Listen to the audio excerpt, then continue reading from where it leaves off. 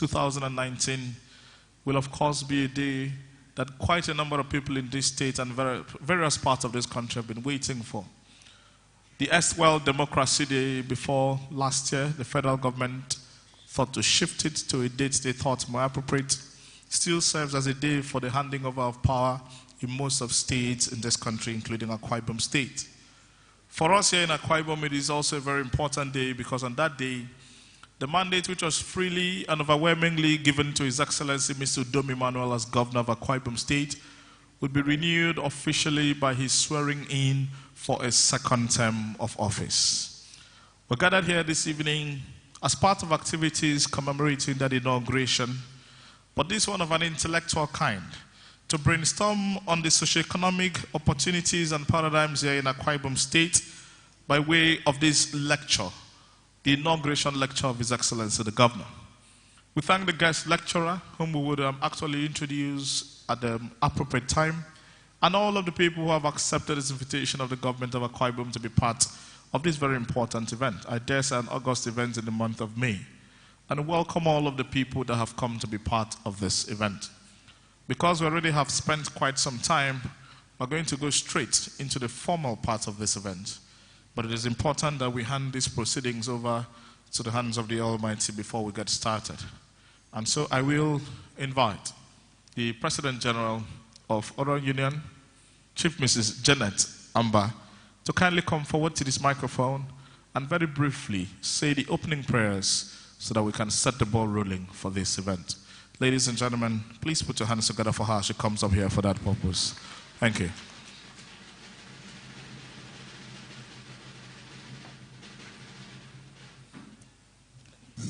May we pray. Our Heavenly Father in the highest heavens, your name is Jehovah.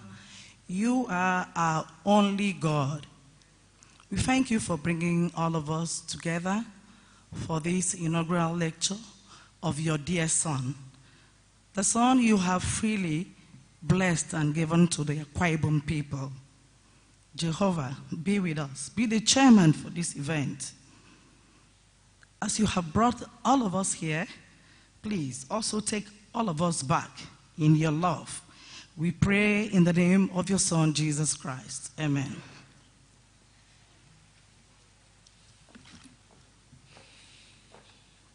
Thank you very much, Chief Mrs. Janet Amba, President General, Udom Union. Your Excellency, the Governor here, represented, distinguished ladies and gentlemen, to welcome us to this event officially.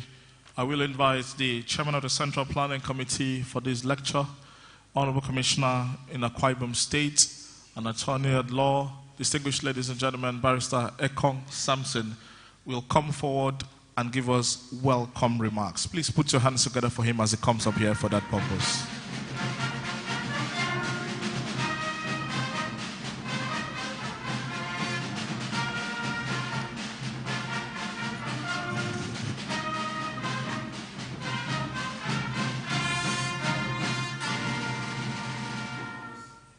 Well, Ralph, I think there's a slight mix up there, because I'm not the chairman of the CPC.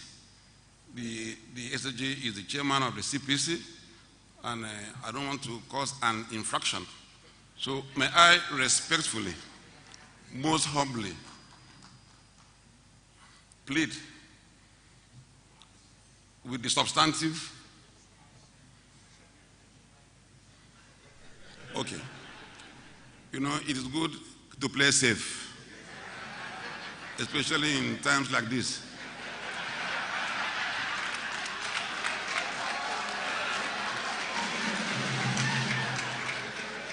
Let me welcome our boss, the Governor of Akwa Ibom State, as represented by the stabilizer, a core intellectual, our Deputy Governor, Mr. Moses Egbo, MFR.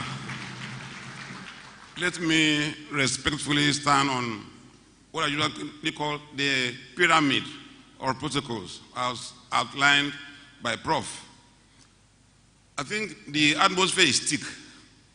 When you look at the array of professors, the mosaic, as a way of intellectuals, our leaders of thought, senators, our former governors, especially the leader of our divine mandates, who gave us the mandate till 2023, the irreplaceable Otue Nkanga.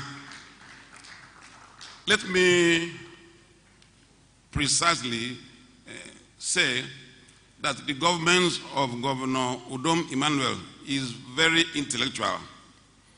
If you are privileged to be close to our governor from close quarters, you find his deep insights, his broad instincts, a very, very intelligent leader, a man that drives the state with passion, a man that uses fiscal compass to run the state, an innovator.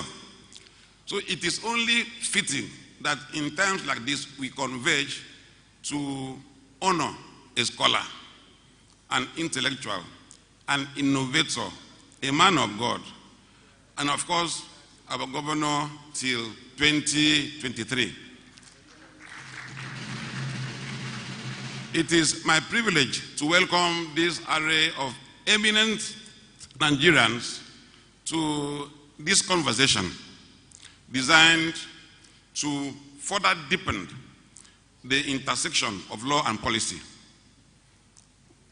We are very proud to be part of an intellectual climate that thrives in Akwa Ibom State. That's why you are seeing this array of Nigerians. You find our former governors, our senators, past and present, a broad spectrum of Nigerians coming to mark scholarship, to mark a man of honor, to demonstrate that this is an emerging time, a time that we must move from pity to value, a time where the future is defined by the depth of vision and the passion for governance.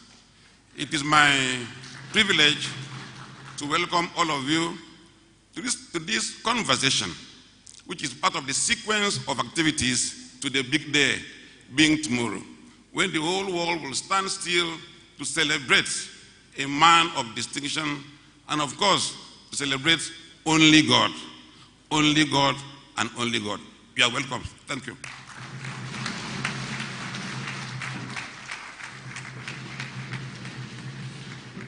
Thank you very much, Barrister Kong Samson, the chairman of the planning committee, for this particular lecture. Please give him another round of applause. Thank you.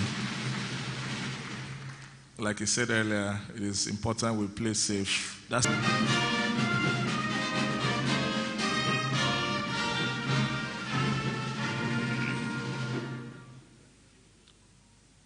Your Excellency, the Governor of Akwa Ibom State, that is ably represented this evening by his deputy, His Excellency Moses Ekpo, Your Excellencies, the former governors of Akwa Ibom State that are seated here this evening, the DG of Divine Mandate, His Excellency Otue Akwa Ibom State, Udom Emmnauel, Your Excellencies, Honorable Commissioners, distinguished senators, please, sorry, and my friends, my brothers and sisters that are gathered here this evening. We are here today to talk about a fine gentleman. And he is not personally here or physically here. And the question is, why is he not here? Quasi-colloquium or quasi-symposium. As I was going over in my mind as to factors responsible for why he is not able to make it, apart from the so many responsibilities that he has preparing for tomorrow's event, my spirit told me this is a very humble person. A gathering to talk about him, his accomplishments, his achievements, his comportment, his vision, and his mission. Maybe he would not feel so comfortable sitting and to listen to people talk about him. That shows you who this governor is. Humility personified, Simplicity personified. My friends, I'm here to set the tone, not necessarily to give a keynote speech because I do not want to fall into the temptation of doing the job of the guest speaker. But I would like to just say a few words about this fine gentleman that is the governor of Akwa Ibom State, and therefore whet our appetite, our collective appetite, for what the guest speaker and the discussants are going to say.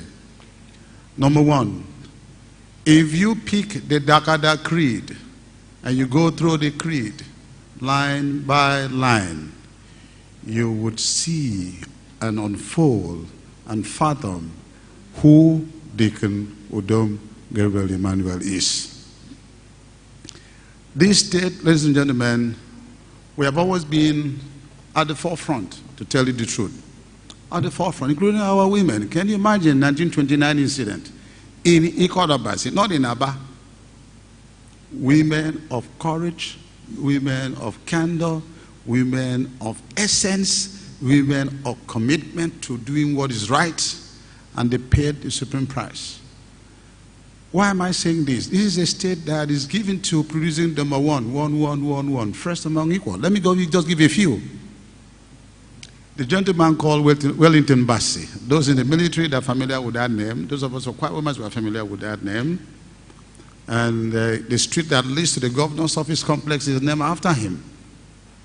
NA01. Am I right? West African Frontier Force. A gallant officer. At that time, what did it mean to be a soldier? And to carry a rifle. And be trained in the art of pulling down strongholds physically. And that fine gallant officer was from here. Number two, there's a fine gentleman that is a professor from Emmnauel local government area. You know, he was the deputy director of government business in the first republic, with Zik being in Enugu. Professor Eyoita. From this ambience, from this terrain, Akwa Ibom State. Professors, can you imagine? At that time, a professor. Then after that, you have Justice Udom, almost the Governor General in a foreign country, Chief Justice of Uganda, a post reserved for the European, for the British. What the British did not want to do, or were reluctant to do, they picked someone whose birthplace was within this ambience to lead the country. From Akwa Ibom State. Then you had the Civil War. Shortly before the Civil War, about the time the Civil War started, and you had General Yakubu Gowon, young man, leadership trust on him to lead Nigeria. And he accosted the World Bank, said the country is about to fight a civil war. How am I going to manage the economy of this country? And the World Bank told him, my friend, you're not going too far. There's a Nigerian here. Someone said, what's his name? And he appointed that fine gentleman to be the governor of the Nigerian Central Bank. And that fine gentleman husbanded the economic affairs of this country through the Civil War without any recession from these ambience.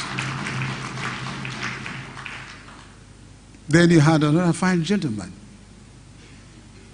Fine one. From Constable. I was pleasantly surprised when he was being buried in A1. That from Constable to IG, he escaped only DIG rank. Every other rank in the police force he occupied. And they said for 37 years in the police force, he never had a single query. A gallant officer. From this ambience. Then you have Air Vice Marshal Sikak Edwok. Air Marshal Sikak Edwok. Appointed Chief of Air Staff twice. The first time he said, if you made him substantive Chief of Air Staff, you needed to retire a lot of other officers for him to be Chief of Air Staff. My professor in Ife told me that he attended a course. He was a retreat master, and he went to give lectures, and that in Sikak Edwok was first in 12 out of 15 courses offered. Unbelievable. born in this ambience, this same ambience. Then you had a fine gentleman, Dominic Cardinal Candem. It's a serious one for me. Serious one in the sense that who could think that a masculine male, African man, full masculinity, ebullient, would turn his back at a beautiful woman or beautiful women, to live a life of celibacy, to become a priest, the first of West African Reverend Father, became first bishop, became first cardinal. Unbelief. From this same ambience. There's one seated here, to my right, appointed military administrator. In 6 months, did what people could not do, or would not have been able to do in years. Look at the Northern Council Secretariat. In how many months? See him. You know what? In this terrain, in this ambience, with God, nothing is impossible. And only God can really do. And when this gentleman became governor and came up with Dakada, you know what I mean? He's telling you that Governor Song, Dakada. Wellington Bassi, Amanamzo, Amadakada. Kanegandem, Amadakada. Etimian, Emadakada. Emajali Edward, Emadakada. DG Divine Mandate, Emadakada. In other words, you can be the best of what you want to be. And like he says often, the governor says often, when the passion is right, every other thing is achievable. And that's a fact. Look at another one here seated right in front of me. Udom Emmnauel. See, Vice Chairman of ExxonMobil. First ever from this ambience. And there are many others. The best mathematician today, Professor Neumann was telling me, the best mathematician in the world today with respect to what he has been able to tackle from this ambience. So the governor Udom Emmnauel then says, wait a minute, let's galvanize these talents, these capabilities. Let's develop it. Let's concretize it. Let's move it forward. And that's how you see him in all that he does, this governor. Take young people off the street, 5-point agenda, economic program, the blueprint, industrialization. Left, if Governor Udom Emmnauel were to have the right resources, human and material, he could and will want to transform this state into Singapore overnight. But as I often say, ladies and gentlemen, is this. Is a man with a great head, a great heart, but a tiny pocket. That is his constraint. The size of his pocket is his constraint. But somebody told me last night when I was really, not brooding, thinking about it, he said, he who is with God and only God help and has a great head and a great heart, you know what, Emmanuel? I said, yes, a great pocket will come. Great pocket will come. And ladies and gentlemen, let me just 1 or 2 points before I take my seat. If you look at the totality of the governor's accomplishments, the question is, when he does these things, what does the future portends? That is the question. Do we understand what he means, what the things he does, the things he says, his vision? And as I often tell myself and I share with people, may it never be said about this generation that the great light shone among us and we never comprehended it. It would never. I really hope that that would not happen. So from industry, take people off the street. Look, let's take these young people off the streets. All the time he says it. So the governor's highlights his accomplishment. What do they mean? Have we understood it? What we call in the Catholic Church inculturation. Have we inculturated the principles of Governor Udom Emmnauel? As this song, as it entered our DNA, that is the essence of the discourse of today. A Greek revolution, industrialization, remodeling of hospitals, a healthy mind in a healthy body. Private enterprises. And it means that the private man who engages in business will not be spending all his money on diesel or petrol. Other states, I probably would say all other states, the issue of people going on strike at the highest, at the slightest occasion, going on strike, that is people who are into diesel, into petrol. They go on strike and say no diesel. We are annoyed, and the whole state is held to ransom. All that will come to naught, because with this paradigm shift, with private engagement in businesses, perhaps we'll have tank farms, we'll have other avenues, and business will be easy for the state. Life will be better for everybody. I will not want to talk about I've not had the good luck of seeing the lecture, which is good, so that my appetite will remain. I'm happy that the keynote speaker has done quite a good job. At the time, we thought he had taken it over. But with that, I'm sure that we are well positioned to receive the message that is going to be given by the lecturer who has been very carefully chosen. I know that he is a good speaker. I know that he is a good researcher and a very fantastic presenter. And by the time he's done, he will have done justice to the topic and will be happy about the choice. I wish all of us a very good listening. Thank you.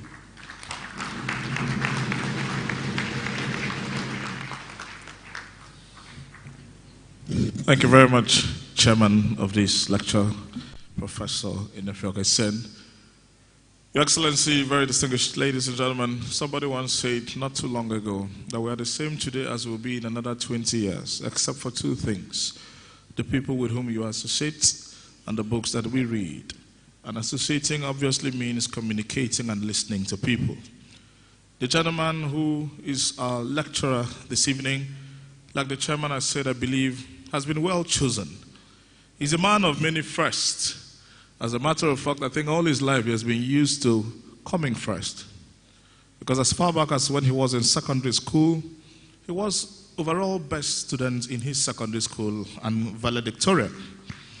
He was overall best graduating student from theater arts from Cross River State in the University of Calabar in 1983. He was the first professor of theater arts to be appointed by the University of Udom in the year 2005. The first professor of theater arts produced by the Department of Theater, Film and Carnival Studies in the University of Calabar in the entire world. And is the first professor of theater arts from both Akwa Ibom and Cross River State. This gentleman is a visiting lecturer in several institutions across the world, and his excellent communication skills and lofty sense of aesthetics has seen him serve in very many positions, including consultant for several organizations. He single-handedly wrote the performing arts curriculum for the university, Akwa Ibom State University. He's a team leader for the NUC accreditation exercises, and is a member of several professional bodies. Very distinguished ladies and gentlemen, he also doubles as a minister of the gospel. And if I were to read his complete resume at this event, I'm sure we would need another lecture only for that particular purpose. A good number of us really know him. But even if you're meeting him for the very first time, I'm sure at the end of the lecture you would agree with me that the choice of this lecturer was a very well-made choice. Let me therefore invite the lecturer on the topic, Akwa Ibom State in Socioeconomic Renaissance, Paradigms and Opportunities, Professor Effiong Johnson of the Department of the Faculty of Arts, University of Uyo, to present his lecture. Ladies and gentlemen, that round of applause actually is not commensurate with the stature of this gentleman. Professor, please.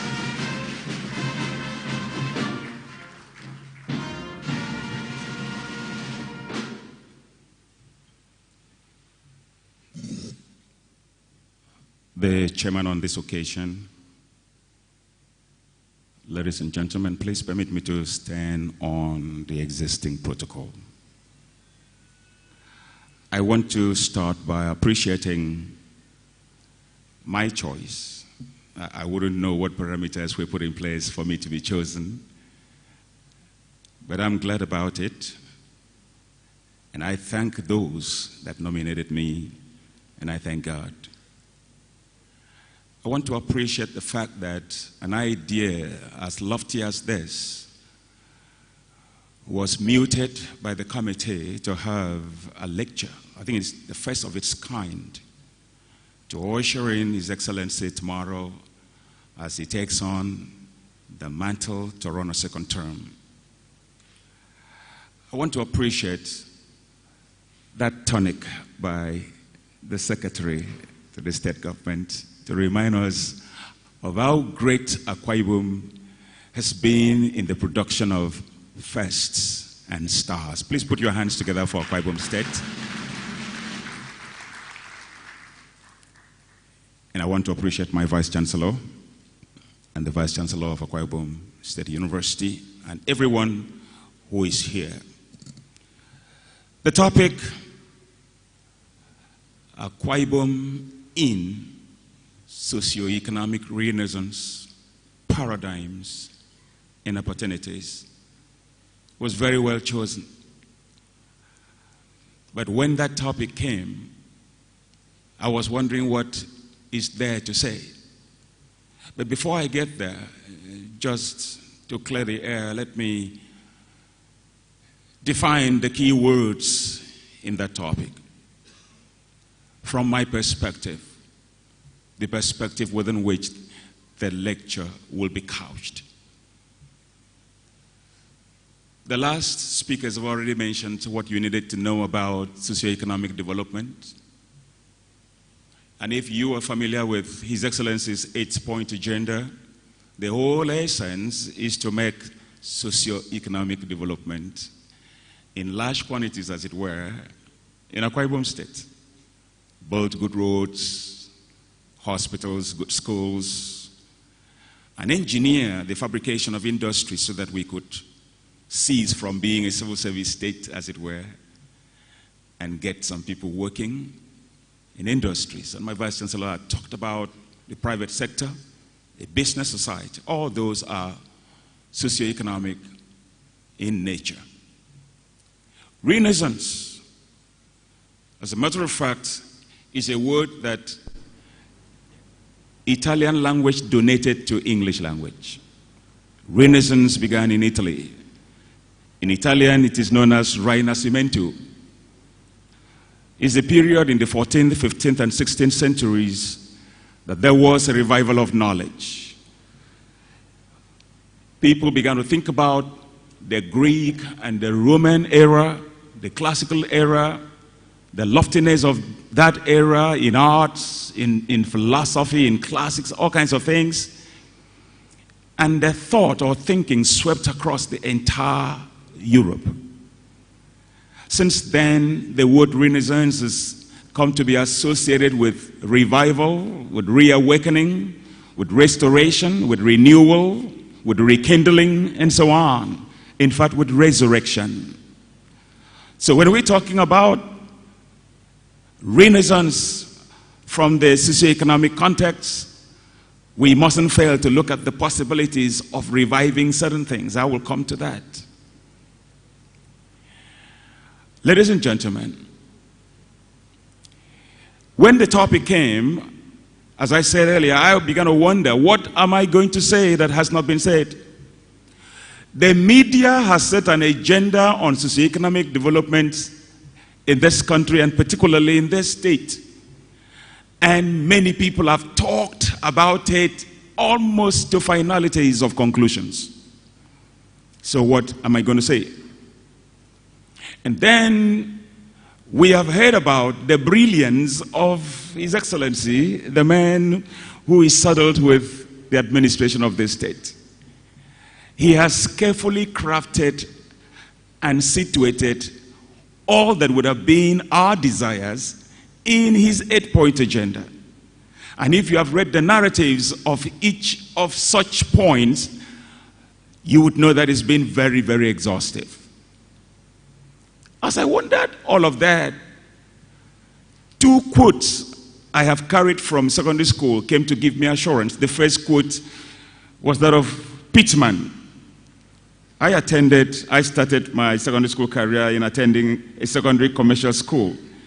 And Pittman was a great authority in shorthand and in typing and in accounting.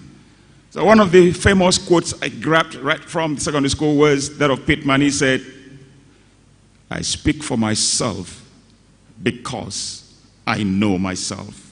Come on, put your hands together for Pittman. My classmate is cheering me because he was in that class. Please, Godwin to go there is my classmate. Put your hands together for him. So I made up my mind that even though a agenda has been set on socioeconomic development, so much talk has been to town on it, I can still speak for myself because I know myself. You know yourself as you're sitting there, and I can boast about knowing you. So you better listen to me because I'm going to speak about myself in this context. The second quote came from Ghana, a foremost Ghanaian writer by the name Sutherland. And right from secondary school, we were introduced some of his works. One of the famous ones is titled Edufa. Edufa has the story of a young man who wanted to enjoy riches. And he went to a native doctor to make medicine for him to enjoy riches and stay alive. And the medicine man said, well, for you to stay alive, someone will have to go in your place and someone from your family so that you can stay alive. And Edufa preferred that his old father should go for him. He did not know that his old father had earlier consulted the same native doctor. And the native doctor had given his own father what to do to stay alive. And so Edufa went to trick the man so that the man would say certain things that will implicate him to die for Edufa. And his father looked at him and said, Edufa, die your own death. I have mine to die.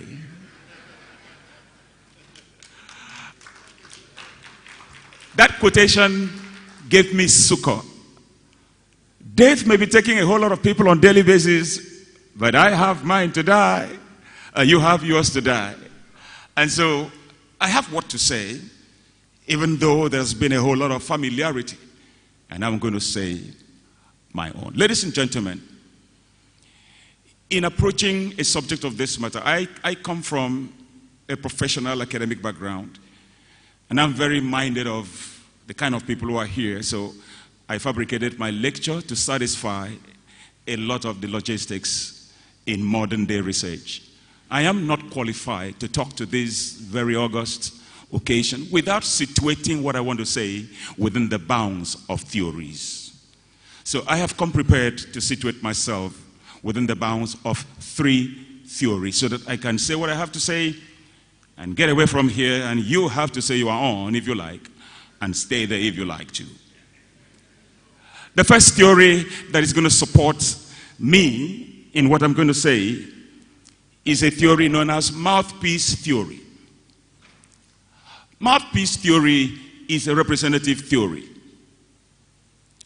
Mouthpiece theory is a theory that clads the messenger with all the virtues and powers of those he is representing.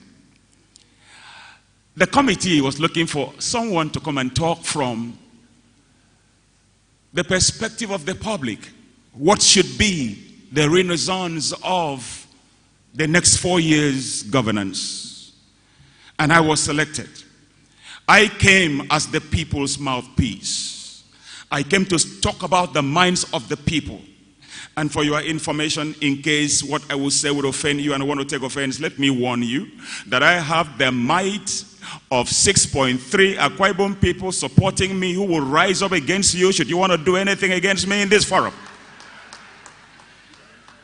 So the mouthpiece theory permits me politically, socially, economically, commercially, religiously, as you name it, to say what all the Akwa Ibom people would have said if they had the opportunity. Shakespeare calls it gargantuan mouth. So from this moment, ladies and gentlemen, I adopt a gargantuan mouth, and I adopt the mammoth capacity of 6.3 million people. I'm no more that individuated Effiong Johnson. I am now a 6.3 million, if you like. I don't know what that person will be. That is who I am from now. I've also located selective perception theory is an adjunct of psychoanalytical theory There is no way one person can stand within the hours allotted to this presentation to talk about everything socioeconomic about this state, all the desires of the people. It's practically, literally impossible. So selective perception grants me the occasion to choose what to say that I consider relevant, I consider important, I consider representative of most minds of the people. And if we had another occasion and chose some other person, the person could say his own. I thought you were going to clap for hearing that. And thirdly, I also have located deconstruction theory to assist me to function in my capacity. Now, deconstruction theory advocates that in the humanities, in the body of knowledge that relates to human beings, there is no subject matter with the capability of arriving at a conclusion. There is no subject matter on earth that has the finality of conclusions attainable in it. There is nothing anybody would say that cannot be deconstructed. And so from that perspective, whatever agenda setting had been there for socioeconomic debate, whatever 8-point agenda narrative is there that is explicated on everything, deconstruction refers to that as undecidable. And so I come from the perspective of undecidability to decide what we are going to decide today. And when I'm done, you can deconstruct me and decide your undecidability thereafter. Thank you, ladies and gentlemen. With these three theories, I am about to start.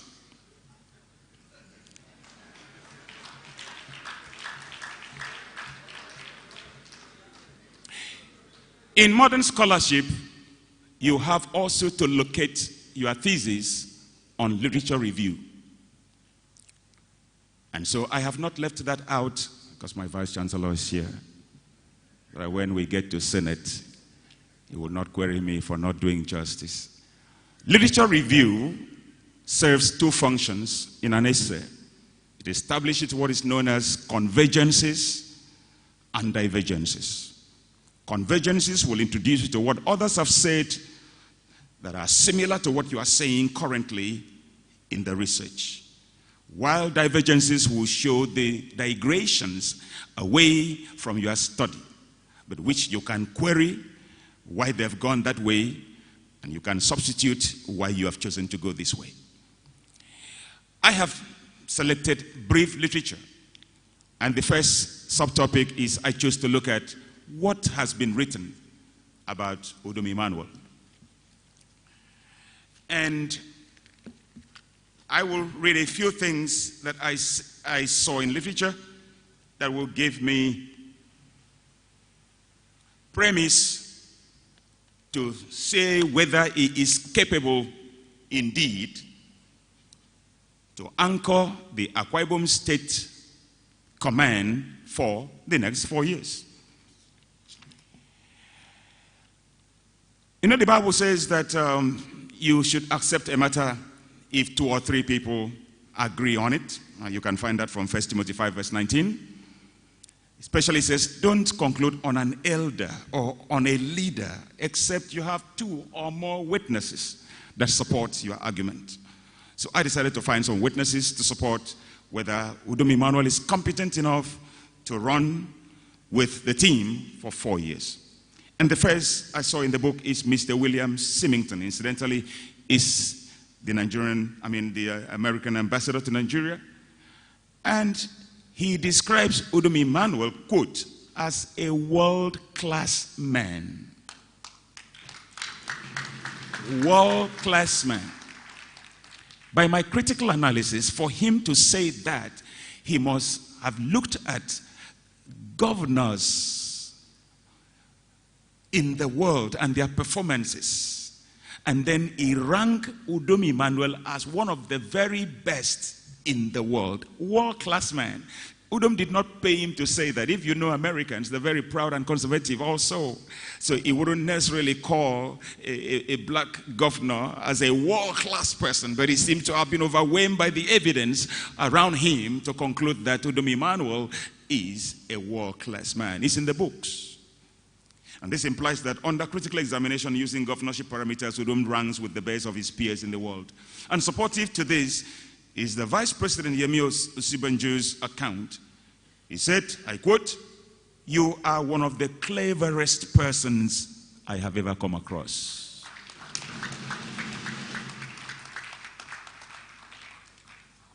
What do you use in measuring cleverness? Don't forget that that gentleman is a professor. And he describes this other gentleman as one of the cleverest. So we're talking about a man who is far above board here in knowledge, in insight, in determinism, and so on. He's clever. He said, I appreciate you for the creativity and innovation that we have found around you. Creativity. So Udom Emmnauel has a lot of creative abilities that he can exude depending on circumstances around him to get things done. You know, God is the most creative being. And in my studies, artists are reputed to be very close to God because of their capacities for creation. And they can create from nothing. And here is Udom Emmnauel being described as being creative and innovative, and he combined those honors with cleverness. Please put your hands together for our governor for that. Then on the heels of these stunning submissions, Ibe Kachukwu, Minister of State Petroleum Resources, in the books is quoted to have said, it doesn't matter which side of the political divide you are on, the truth is that a lot of work is going on here in Akwa Ibom State thanks to Governor Udom Emmnauel. It doesn't matter which side of the divide you belong. You know, his activities, his performances are so stunning that it will silence opponents.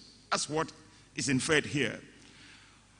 And then, supporting him, someone said, this is the way really to grow the economy and create prosperity and opportunities for our people. And who said that? Babatunde Fashola, Minister of Power. All these people I've quoted are not from Akwa Ibom State for you to have said they were suffering from fraternity syndrome.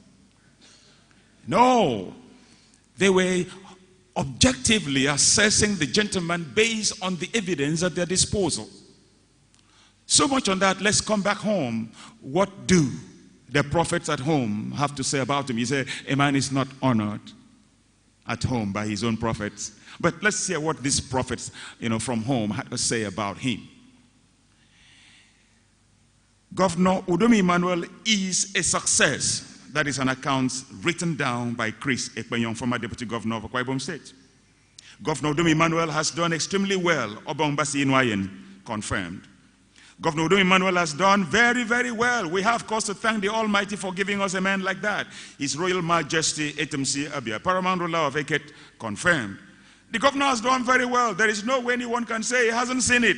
Chief Anefio Owa, former member of the Civil Service Commission. These are all accounts in literature I have picked out. The governor has done very well, Senator Helen Eswene. Udom Emmnauel administration has exceeded the expectations of many. Imeowa. Seriously, he is doing very well in the state as a whole. Janet Amber, the lady that gave us the prayer. Please put your hands for that lady. He's the President General of our Union.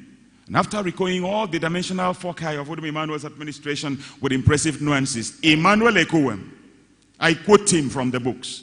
He said, and he said it here today, if this vision and tempo of development in Akwa Ibom State today is maintained, this will be the most developed state in this country in only a few years. That is the account of that man. When I read that, I asked myself, has Ekuwem ever been to Lagos? Has he been to Kano? Has he seen the array of industries in those places? Then for him to say what he has just said as a custodian of the books of this government, he is the executive secretary of this state, and he seemed to be saying so from the premise of factualities as recorded down in the chronicles and annals of Akwa Ibom State books. Put your hands together for him. We look forward to seeing a state that will be the most industrialized and developed in Nigeria. And Akwa Ibom has that potential under the able leadership of this man. Well, Ekuwem is not alone in that precipice of examination. Some other person says, he is not exactly alone, he said, the banker turned governor has virtually turned the entire state into a construction site. Roads, bridges, and most importantly, industries are now either fully functional or in the construction process. At this rate, it is expected that the next few years, more jobs will be created and more members of the general public will be gainfully employed. That is another very exciting thing at the crescendo level. If these testimonies and verdicts were not enough, the Akwa Ibom Christian Assembly, characterized by the most revered patriarchs of the Christian faith in the state, in their one body, one voice, raised the hands of Udom Emmnauel and dared to simulate a Jehovah Jesus Father-Son declaration on him. Thus, this is our beloved Son, in whom we are well pleased.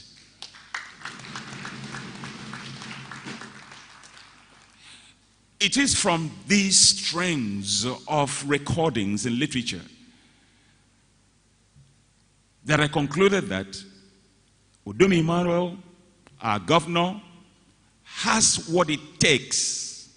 You call it competency, he has it. You call it vision, he has it. You call it determination, he has it.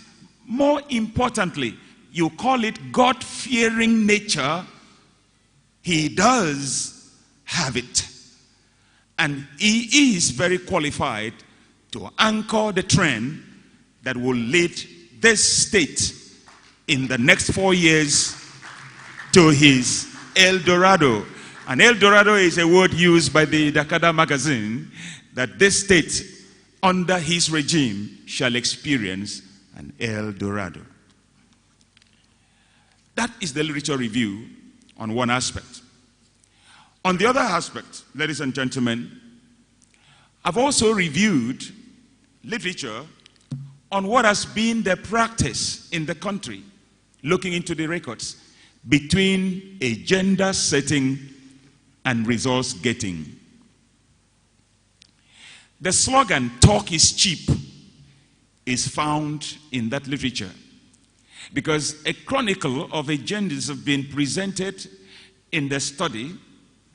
For example, the studies on Asiedu, the studies on Eminwe, Egowan, the studies all confirm that 90% at least of every state and the nation, the problem has not been on setting lofty agenda. The problem has always been on the implementation. What has been responsible for the failure of the lofty dreams not seeing the light of day?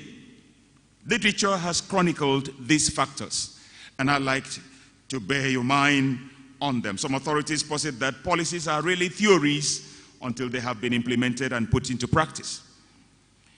A myriad of factors have been identified as reasons for policy failures, such as inadequate data, vague or misunderstood goals, over-ambitious and unrealizable policy goals, self-contradictory policies, policy instability, inaccurate identification of social problems, top-down rather than bottom-up approaches, conflicts during implementation, problems of difficult or poor terrain in construction projects, corruption and high cost of projects, delay and cost overruns, cultural factors, an absence of political will, etc. These statistically have been shown to have been the plagues that stood in between agenda setting of leaders and realization of their visions. And I sought to say at this point, these are the things, as we begin to talk about Renaissance, economic development, 8-point agenda, these are the things to contend with if we don't want to fall into the same category of those whose dreams failed before their eyes. Please put your hands together for that literature that has given us what to think about. Having established I like to say something about Dakada here. Brilliant philosophy.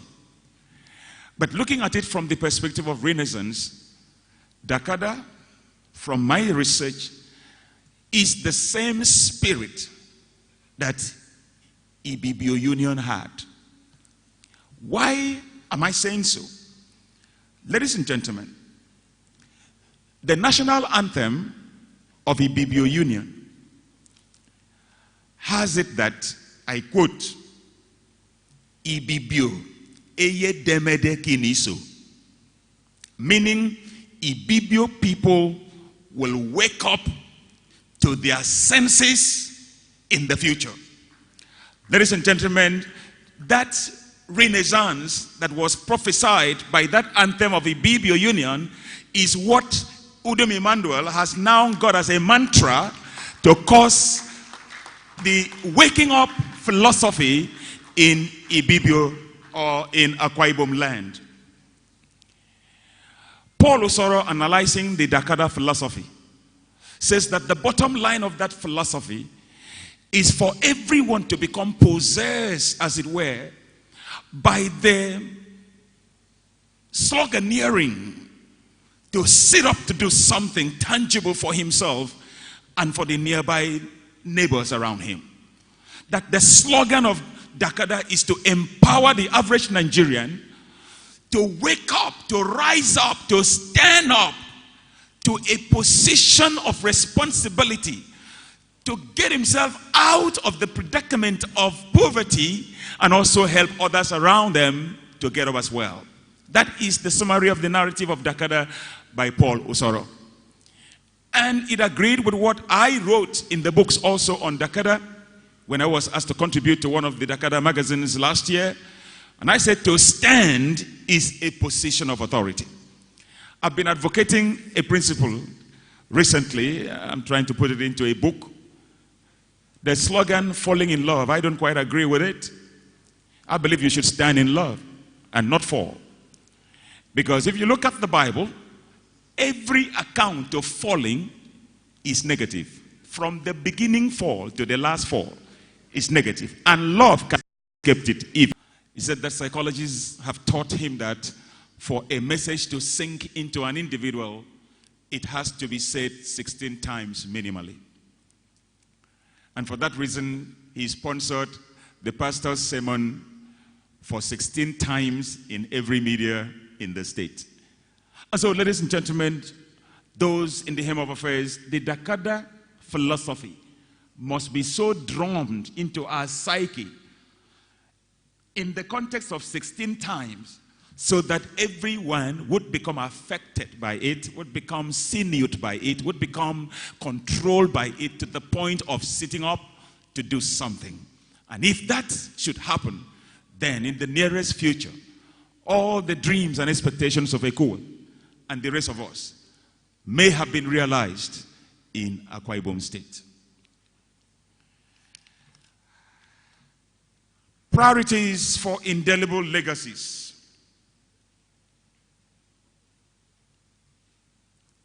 Eight-point agenda.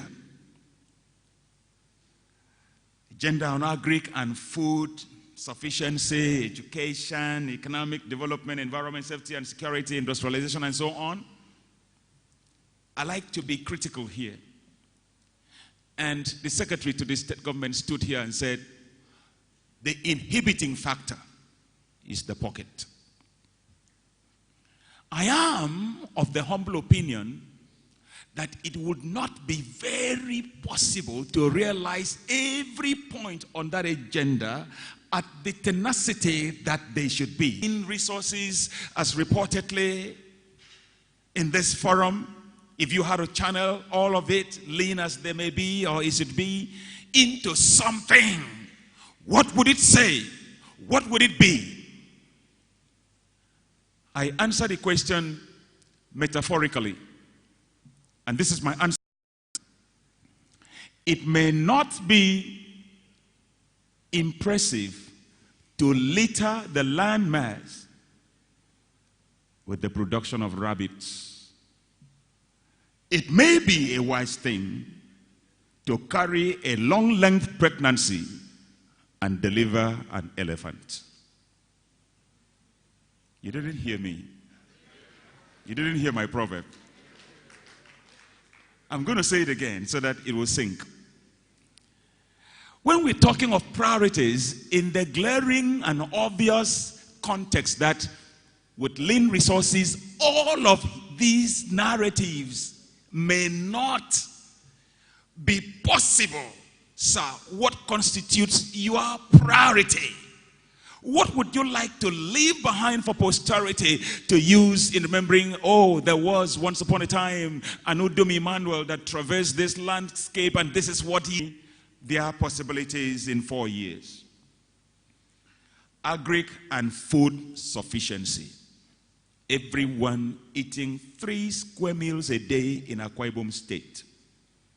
For example, education. I'll come back to education.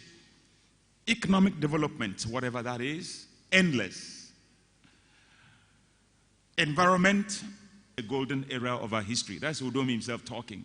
We are building a state that posterity will look back and say, this was the golden era of our history. This is a much desired dream, and 4 years stand between it and reality.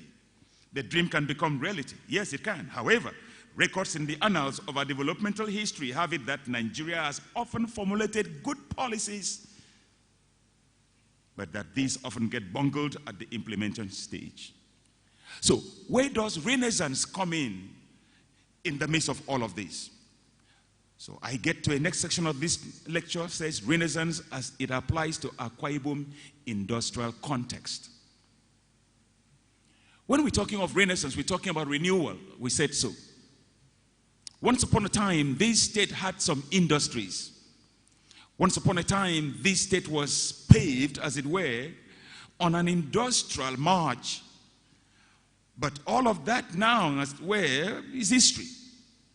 So when we're talking of Renaissance, the right applicability should be that we go back and revive all those industries.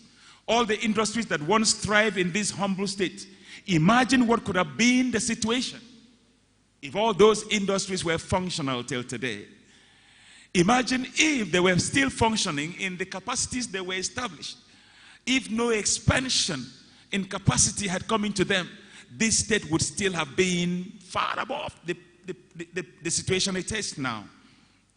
In doing so, ideal and sensible Renaissance cannot therefore exonerate superconscious brass tacks in bringing them back to life. Government must carry out political autopsy or an forensic investigation to unveil their causes of death, then sensibly put both human and natural resources in place with regular checks and balances to restore and sustain the industries in a functional continuum. That is the Renaissance here. We wouldn't be talking about Renaissance and those companies or industries are still dead. We have to resurrect them. We have to revive them.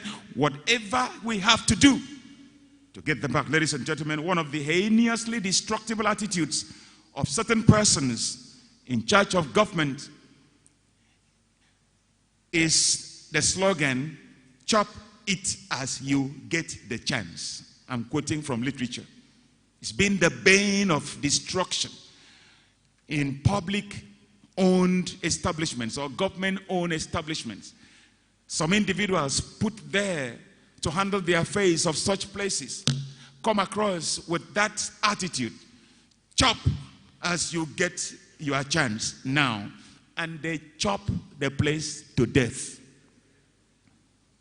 When we are talking about Renaissance from this perspective, His Excellency Udom Emmnauel has to devise means of identifying such characters so that he wouldn't put them in that place that they will chop as they have the means and chop to death the industries.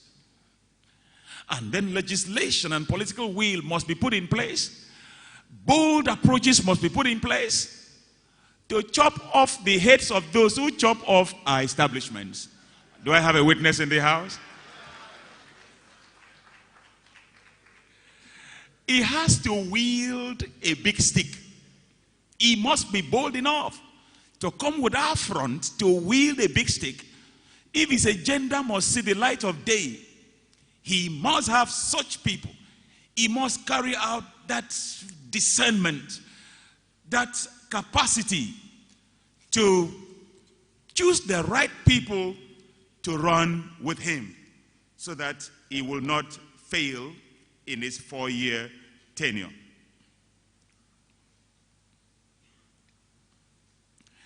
Political affiliation and card-carrying, godly fear, statesmanship should be put above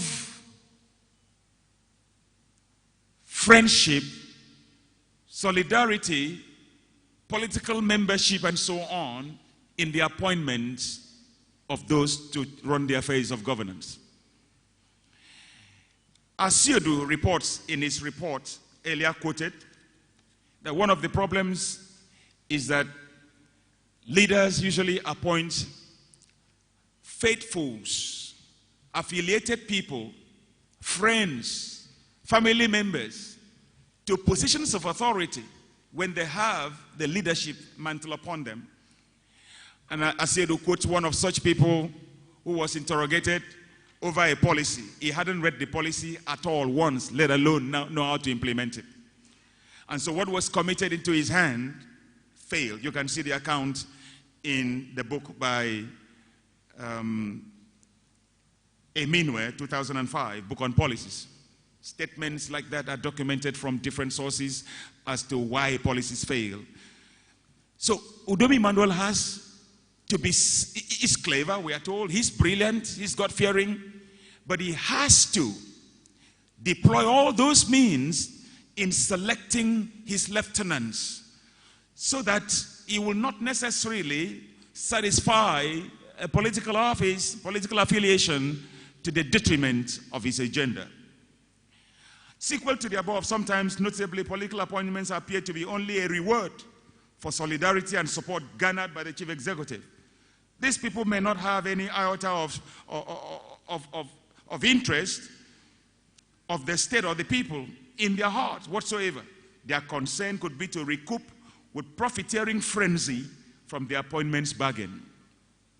Records have shown that, and I am bringing it in this Renaissance era so that we can avoid some trouble.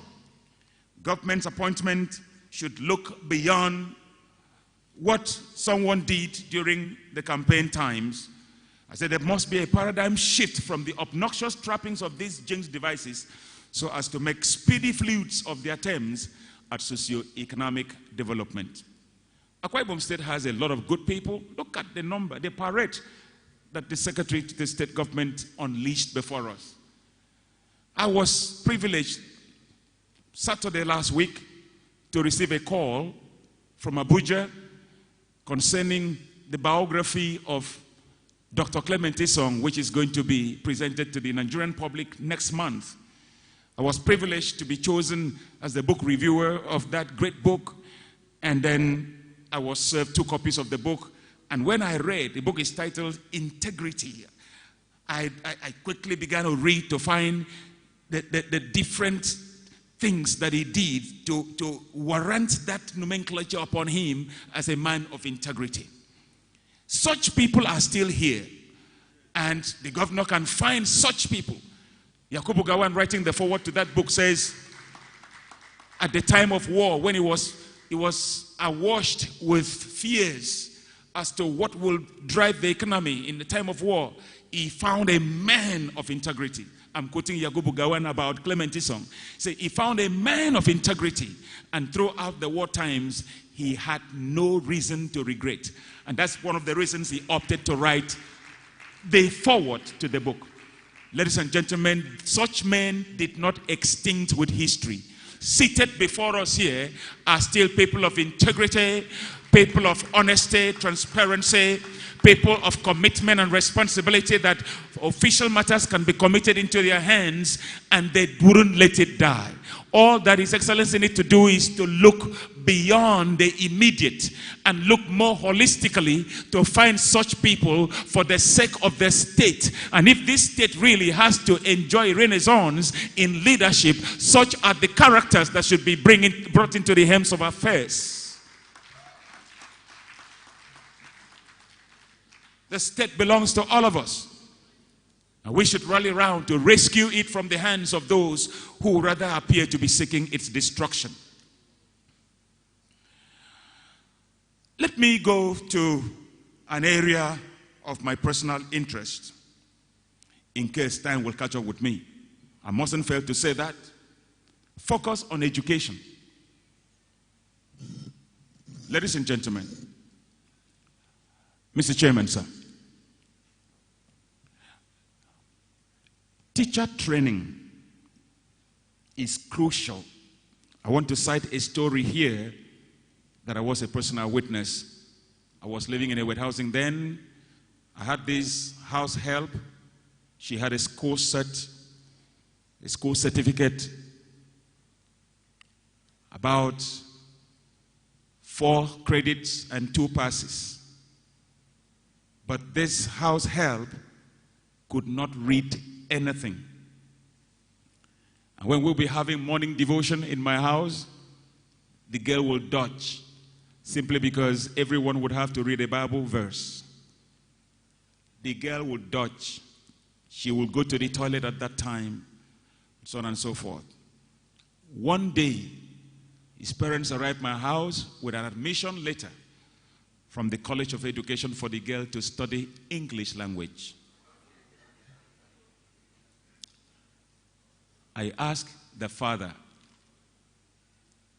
"You want the girl to read English language? Call her now and give anything for her to read." Ladies and gentlemen, with due respect, that fellow read English language and is teaching our children English language today. Professor Akpanekbo, a few years ago, in one of his books, wrote a chapter that he calls Recycling Idiocy. And in that chapter, Professor Akpanekbo says, when a class of students have the misfortune of being taught by an idiot, the idiocy level is replicated. And when that class of idiots graduate and go to the larger society, they multiply idiocy to the power of infinitum. And so sooner or later we have a generation of hybrid idiots. It is from that perspective, ladies and gentlemen, I'm talking about teacher training, those that are to teach our children and lay the foundation at the primary and secondary school levels. A huge work has to be done to find out that they have the subject knowledge. 1. 2, that they can actually literally deliver such subject to the students or pupils.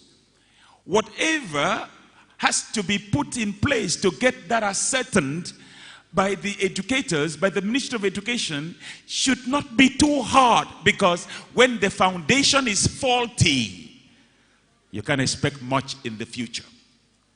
Let me have a quantum jump to secondary school. Sir, are you aware that most popular schools in Uyo City are day schools? Are you aware? Do you see along with me students milling up and down, way off after school had opened in the day and way off after it had closed? Am I the only one who notices that in town? We are now generously developing and growing a population of street boys and street girls in the absence of boarding schools. This has to be part of the renaissance we are talking about here. It's about time we brought back boarding schools to our school system if you want people to have a culture as people went to school. In the boarding school, there is regimentation, there is order, there is discipline, there is a time for everything. in 5 years, students are taught regularly what to do per time, how to read, how to eat, how to pray. All those are not found anymore in the system because students are now on the streets. They are picking up street culture. Are you so surprised we have so much cultism now? It's part of the street orientation that our students are exposed to on a daily basis. This orientation we are talking about in the Renaissance has to take students back to boarding schools. Let us not make nonsense of the free education, and at the end of it, morality has been thrown into the bush, and ethics are nowhere to be found from the people flaunting certificates. In the boarding school, the boarding master comes for inspection. The principal addresses the students every day. Those who commit crimes are punished, and they begin to hesitate to doing so another time. All of that come into the formative character of the person, such that in 5 years he comes out remolded.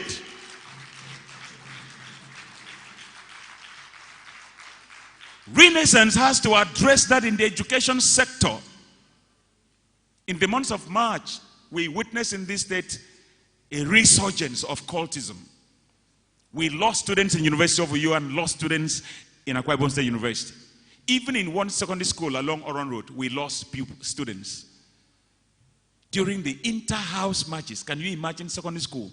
There was a cult clash during inter-house sports, and we lost students. I had the misfortune of driving into a village in Etoi the day police were raiding such young men, and they almost raided me, if not for my gray hair. Ladies and gentlemen, this revival must be driven hard back to secondary schools so that the proper foundations are laid. They said a word is enough for the wise.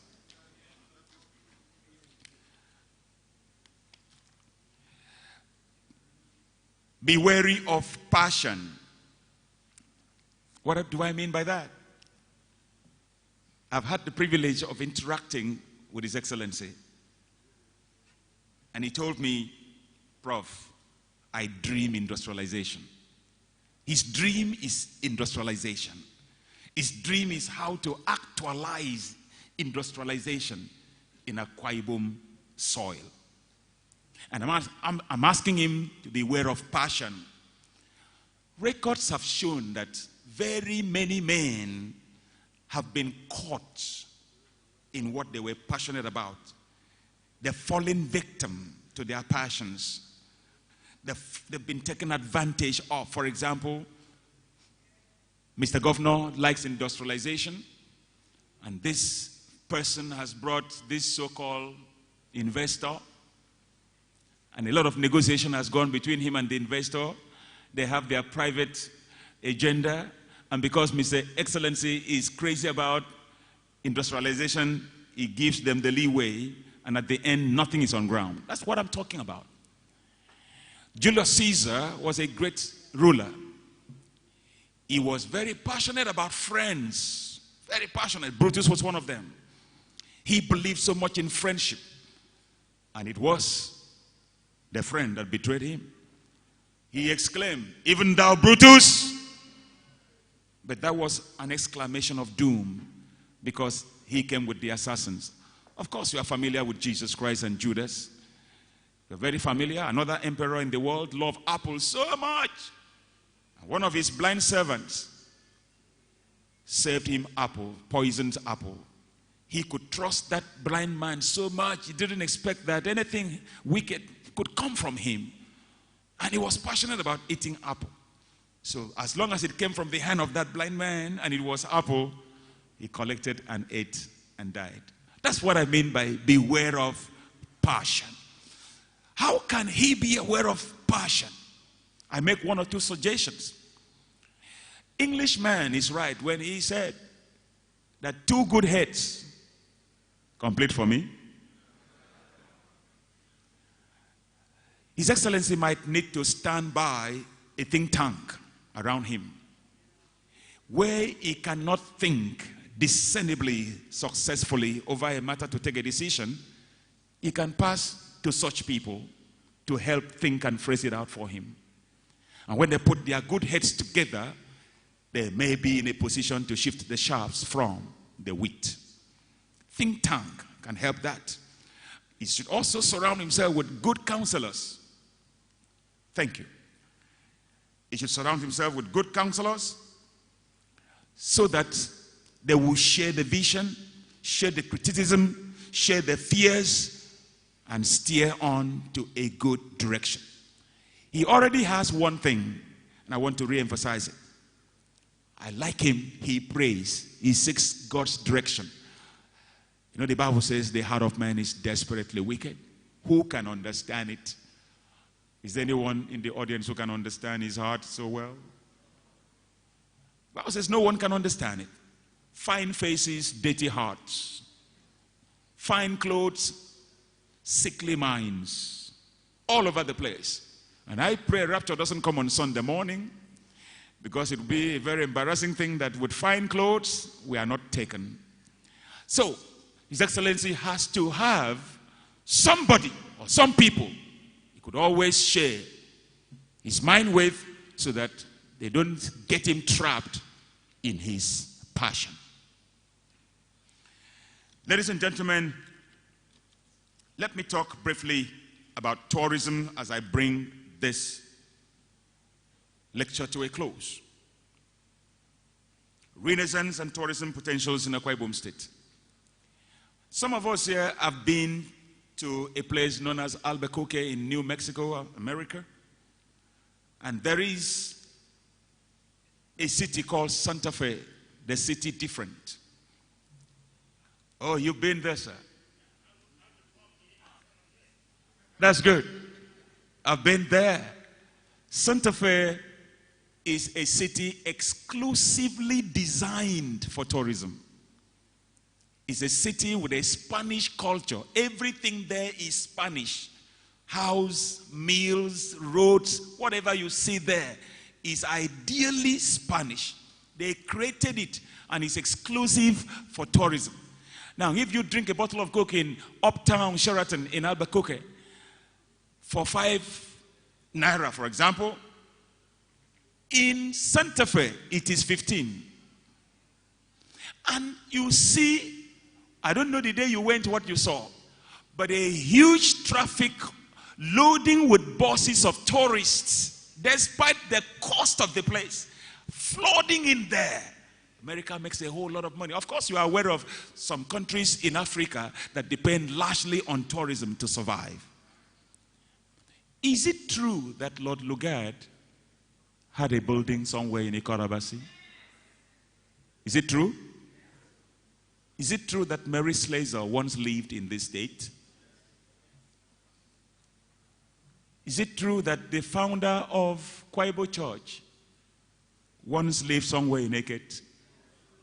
Is it true? Ibno, is it true? Very good.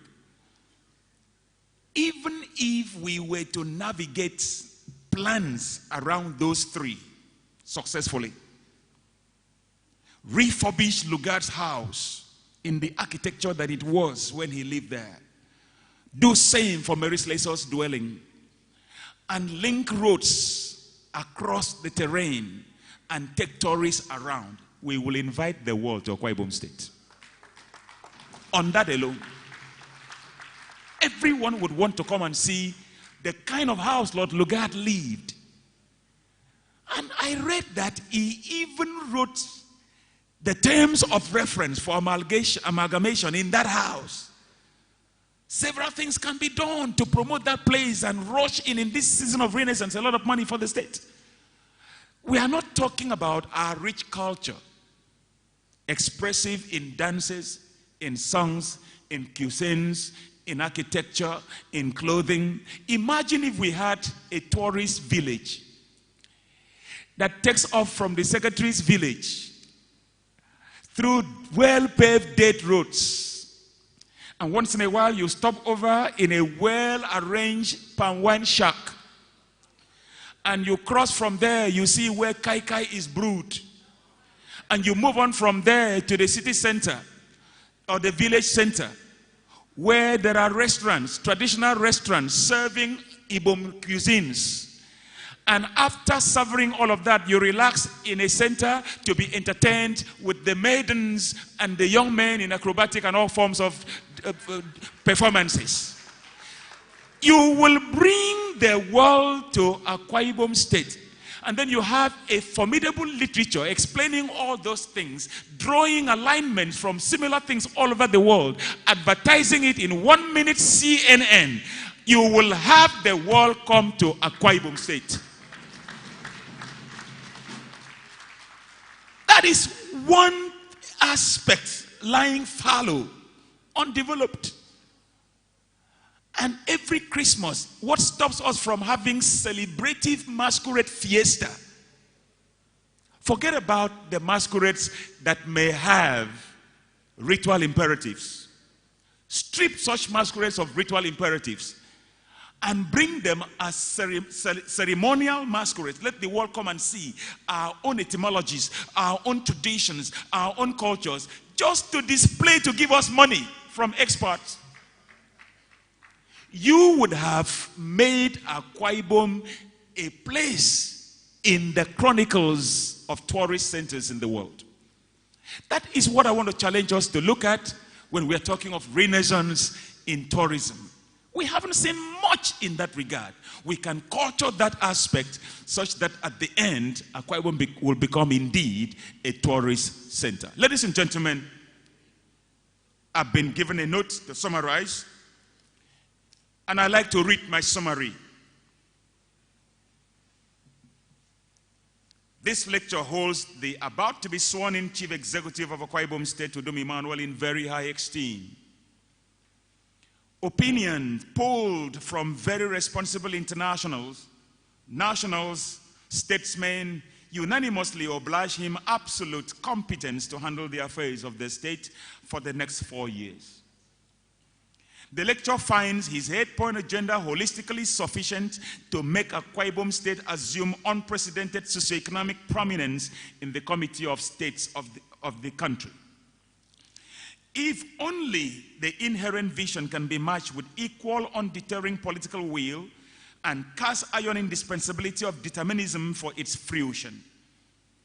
On ensuring that the lofty agenda get realized, the lecture outlines paradigmatic strategies to harvest results from set agenda and get elephant birds as preferences to rabbits' multiplications, and to checkmate passion intelligently to circumvent uncanny exploitations, to revive boarding school traditions and curb the spread of street culture among juveniles, and situate independent impact assessment consultancy to update and report on projects, among others.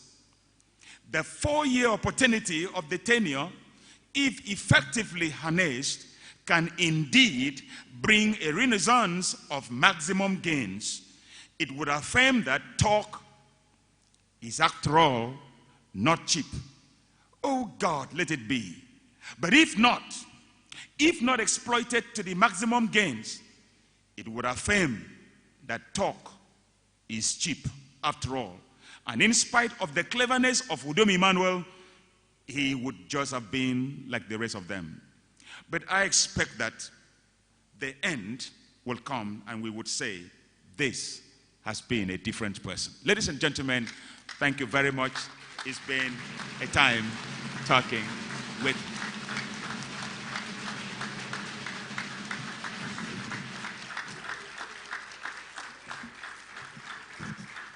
Very distinguished ladies and gentlemen, I think Professor Ifyong Johnson deserves another very encouraging, thunderous round of applause. Thank you very much. Please may we be seated. Your Excellency, very distinguished ladies and gentlemen, that was indeed a very comprehensive, very detailed lecture, excellently delivered, with coherence in logic, great oratory skills, and in the best of prose. I think Professor Ifyong Johnson deserves another very big round of applause. Thank you very much. It was indeed very intellectually stimulating, very thought-provoking. All of us felt like investors, and we almost felt like we should run in and begin to invest. Thank you very much, Prof, for taking us through the traces of history and the creative, innovative solutions you also preferred in the parts of that lecture. And so, very distinguished ladies and gentlemen, we are making progress. Next on the item will be panel discussions, and we have at least 5 discussants who will be taking 5 minutes only each per discussant to also shed light on the central theme of tonight's inauguration lecture. First on that list is a fine lady of class and quality, first female Vice Chancellor of the University of Uyo. Ladies and gentlemen, can we please warmly appreciate and welcome Professor Comfort Ekpo to the microphone to deliver the first talk as discussants. Can we continue to encourage the great lady with a very big round of applause? Thank you very much, ma'am.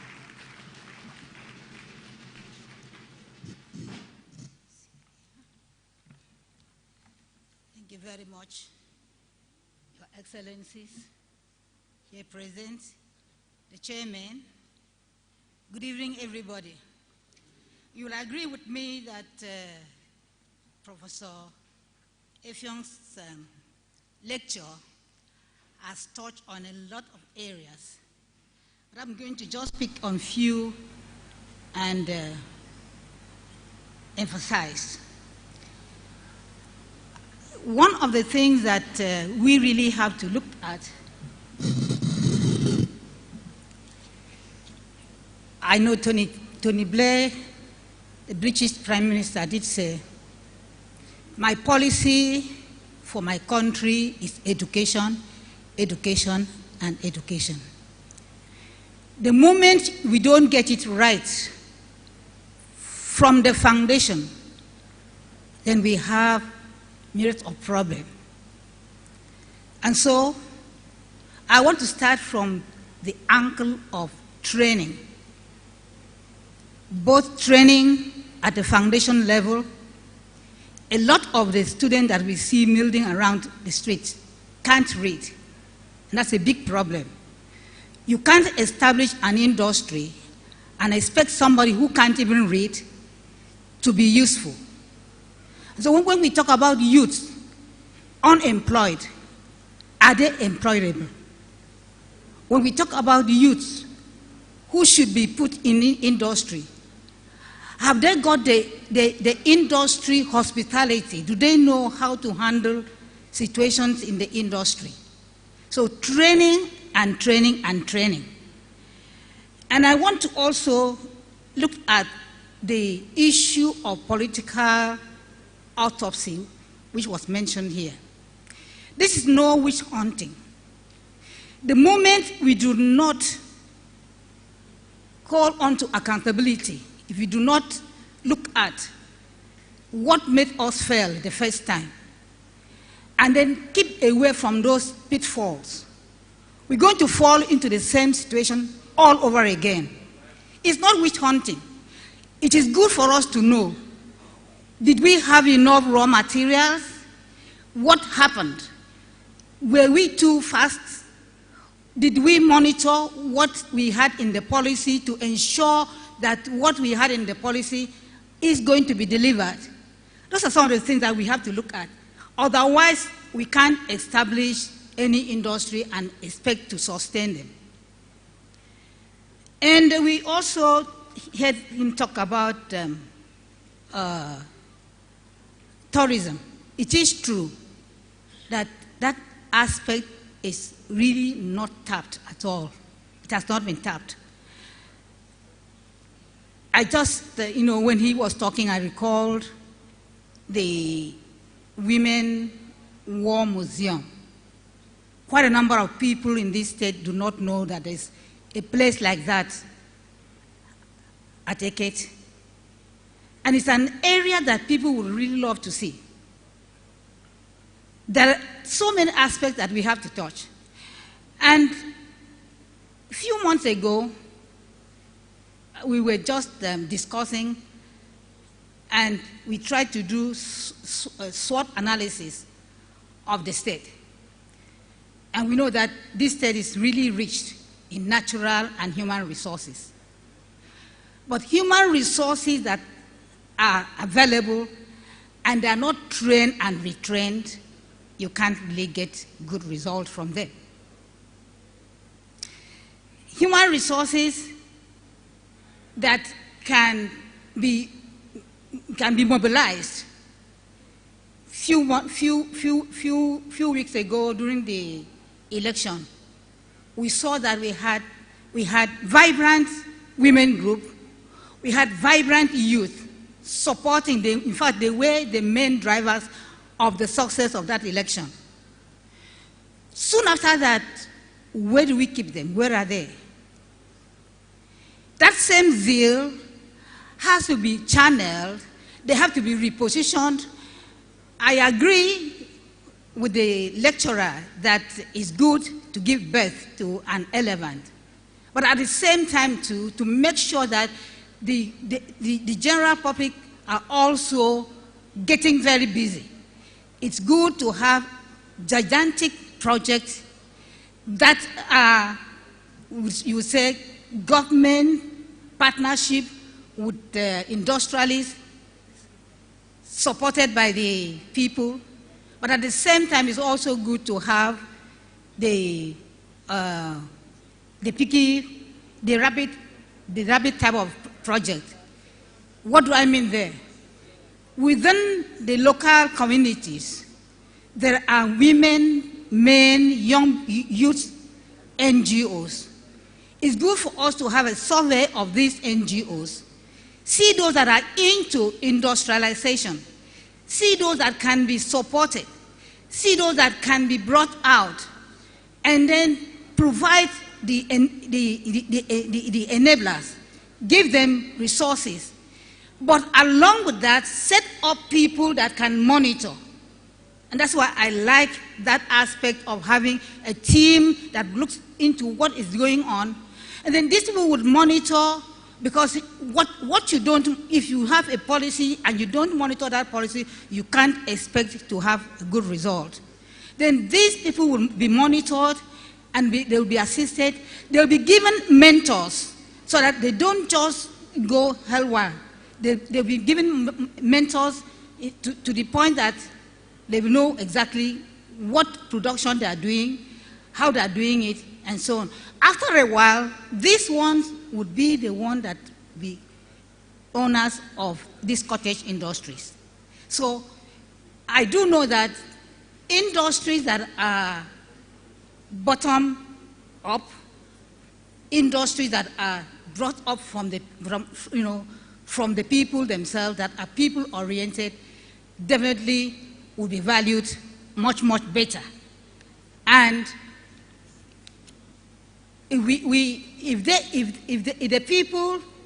this comes from them, it meets their needs. If it's not sent from the government arranging the project, arranging the industry, and then send it down to the grassroots, then the project has a high probability of being sustained. Let the Nigerian policy of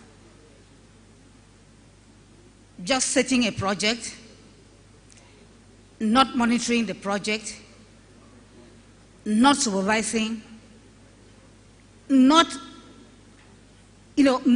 coming up with evaluation to say, this is the impact that it's making, this is the impact that it's not making, or this is how we can go from here. A sort of preliminary monitoring, a sort of preliminary evaluation that set out to establish what we were expected to do and then move on from there. I would add to that discussion from few points that I put down here. As a starting point for our schools system, people that have been well-groomed, not people who can't read, of course. People that are well-groomed found themselves in higher institutions. We should be able to have a second career choice. If, for instance, you have entered the university or higher institution, college of education, to read a particular subject, to do a particular program. In addition to that program, every student should have an enterprise. Every student should have an enterprise. I would really see, be glad to see government support, like giving bursary towards the development of enterprise, within schools, so that students who finish from higher institutions would not come out expecting to be engaged by government. When they come out, if they had gone to study one particular program, they have an additional program in mind, and that has to do with entrepreneurial. And at the end of it, if they come out and they cannot get job immediately, they rely on their second career choice. That way, there will be industrial hub within the community. And if this is allowed, the students themselves will feel fulfilled. And so I join that point with the main speakers, with Prof, who said that the 8-point agenda will definitely not be fulfilled in one day. They should have, the 8-point agenda should be focused on, at the same time, other projects should be also be looked into. And wherever the government stops, the next government should feel part and parcel of that project and continue. That way we would have ailing projects that could not be completed and lying fallow. Thank you very much. Thank you. Please can we encourage Professor Comfort Ekpo with another very encouraging round of applause. Thank you very much. Your Excellency, very distinguished ladies and gentlemen, we thank Prof and also wish to kindly appeal to the other discussants that we would stick. I think we'll need to reduce the time to 2 minutes. I think the audience is in agreement so that the cap can be at 4 minutes heading towards 5. But please, we appeal that the other discussants, and since the first discussant was a very fine lady, we know that ladies are given to details. So I know that the other speakers will also keep to the time. Thank you very much, Prof, for that very brilliant addition to the discourse. The next will be a professor who has a bias for history, particularly security studies at the Akwa Ibom State University. Ladies and gentlemen, let's welcome Professor Otto Abasi Akpan to the microphone to also adverb to the subject of discourse. I think that applause is not encouraging enough. Can we do it better? Welcome, Prof. Thank you very much, Your Excellency. The chairman of this occasion, of course, there are two chairmen, members of the high table, ladies and gentlemen. My duty as discussant is very simple, to highlight the contributions, the strengths, and maybe weaknesses, if any. And in coming out here, after listening to him and scanning through his lectures, I almost summarize it in one word, or one sentence rather, borrowed from Volkswagen's Santana. There is nothing more to add. That was yes. There is nothing more to add. And this is because in assessing the assessment of the first term in office of His Excellency, he laid it properly that his government is mission-driven. And because of that, he has made a number of conclusions. And the second one is that he is a professor. A professor does not make a mistake. If a professor rises to say to told, he is not making a mistake. Maybe he only wants to profess. And to that extent, we have seen him laying it very thick. And we can only beautify what he said.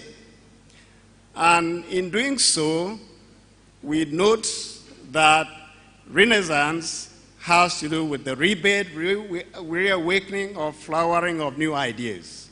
And we can see that with the Dakada philosophy. All that I can add is that the state needs a generational blueprint. And a blueprint for a generation will be 30 years, in which case we could have first term of 5 years, second, the medium term of 10 years, and then the long term of 15 years.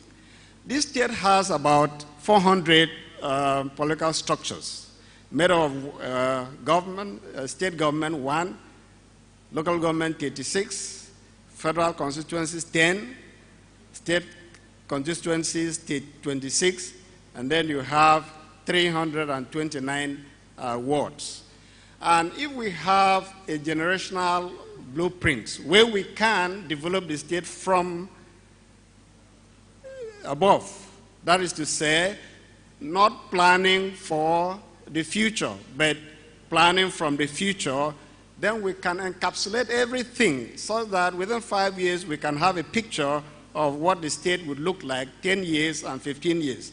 For me, I propose that we should have Dakada 2050, meaning that if we have it between 2020, by 2050, we'll see how the state is. And everybody would be part of it, having known that my ward, my local government, and so on tomorrow will be part of this endeavor.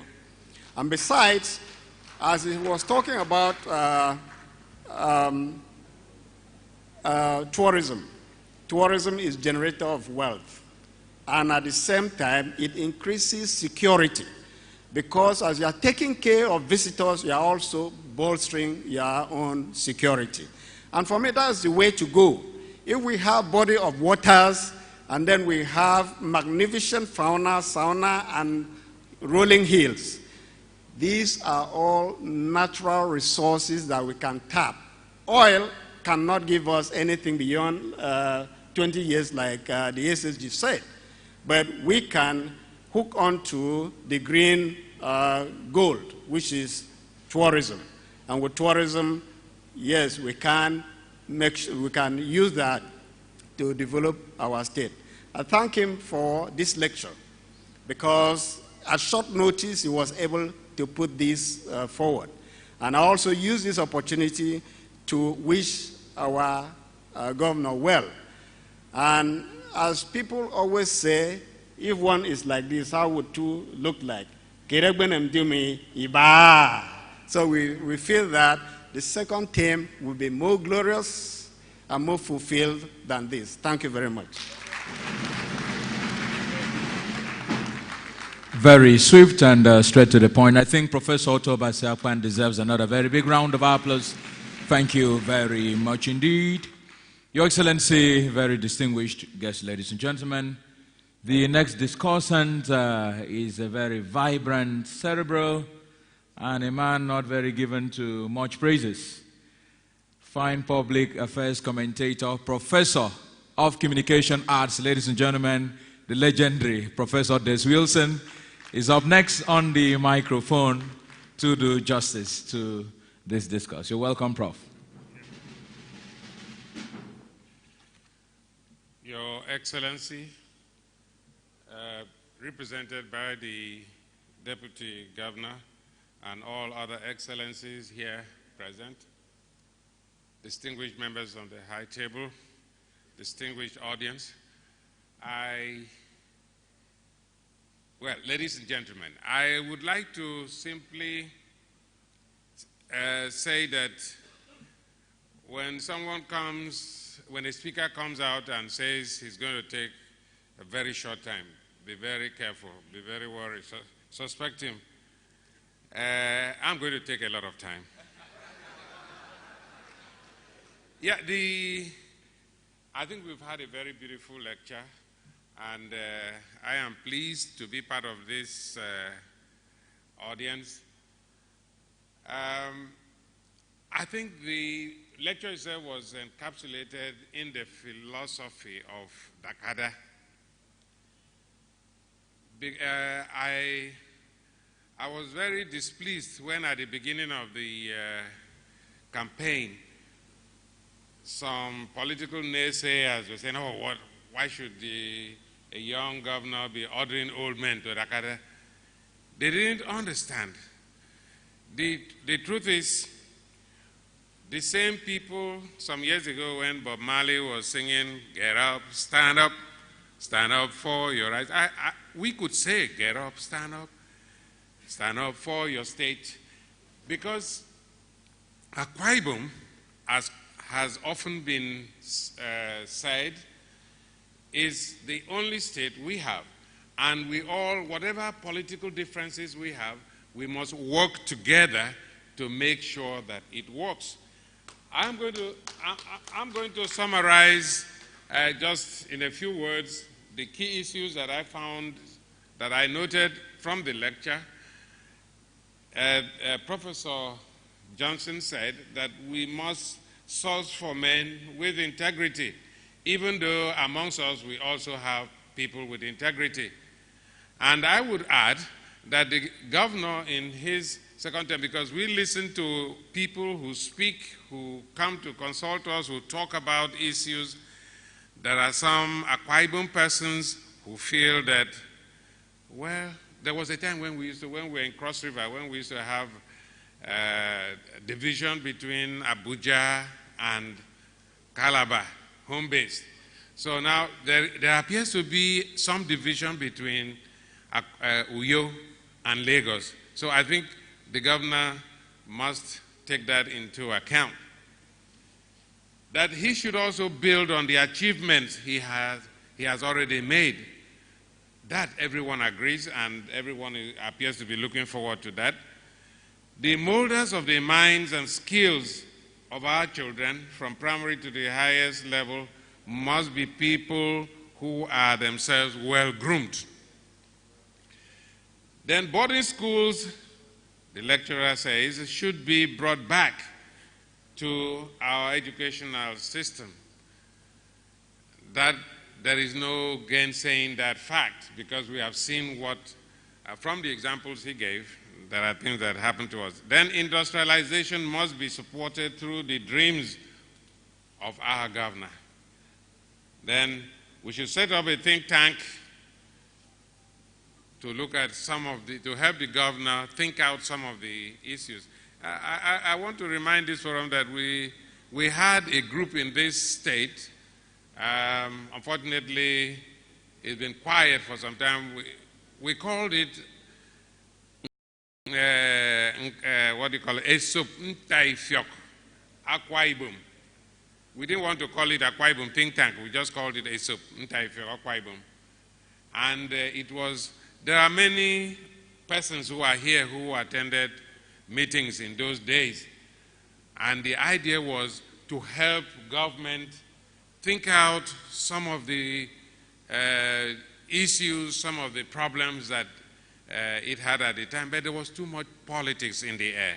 So before someone gives me a yellow card, I would like to also point out the very important thing which the lecturer said about the need for the future, the completion agenda, that we should improve on our tourist sites and ensure that we begin to rethink the position of oil in our lives.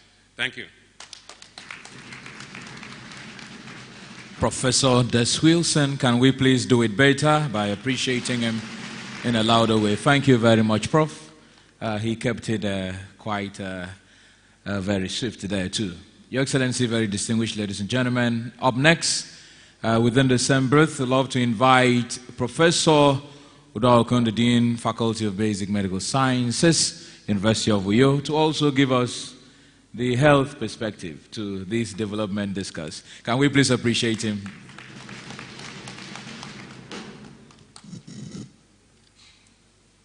His Excellency, the Executive Governor of Akwa Ibom State, here ably represented by His Excellency the Deputy Governor, other excellencies here present, the Vice Chancellors, the DG of Defined Mandates, and the guest lecturer, other distinguished guests, ladies and gentlemen. I want to align with the previous speakers to say that the lecture so given appears to align with the already established philosophy, and that is the Dakada philosophy, which His Excellency in his wisdom on coming on board introduced.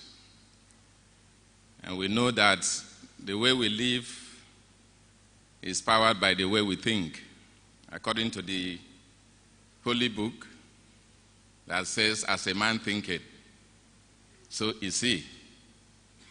And he came up with this philosophy which, at the level of leadership, has been very successful, has been very rewarding, which made the people of Akwa Ibom State to vote him for a second term. And from the perspective of the guest lecturer, who has re-emphasized and intensified the essence of this philosophy, I think it behoves all of us as leaders, as we have gathered here, to take this message home and share it with our community. Try to awaken that passion of success, passion of I can make it. And we join hands as the new government comes on board and intensify this philosophy. If we can help our people to think success, if we can help our people to think that we can do better, I'm sure at the end of the day, the philosophy, justice must have been made to this very lofty philosophy. Thank you.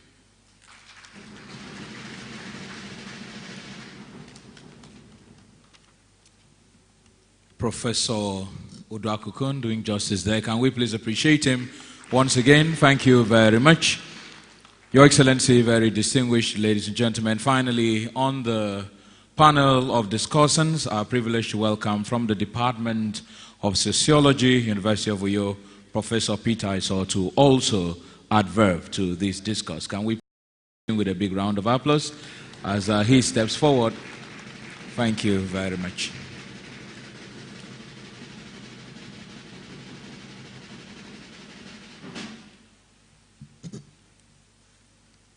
Thank you, the MC, Mr. Chairman, distinguished members of the high table and the audience, so great and diverse.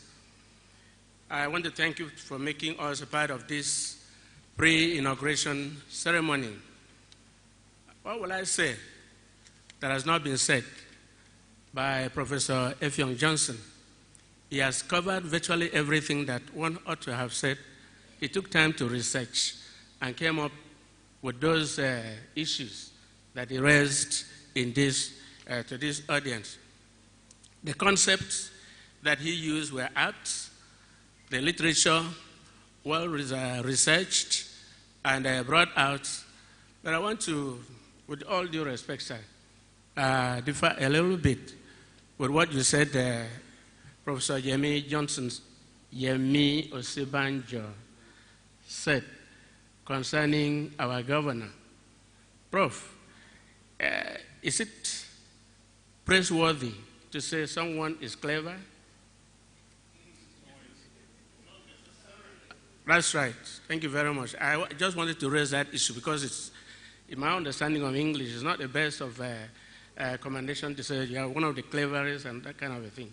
It sounds in the negative. Although I'm aware of the fact that Professor Yemi Osibanjo is a very intelligent man, very, very intelligent. He speaks extempo in and out of government.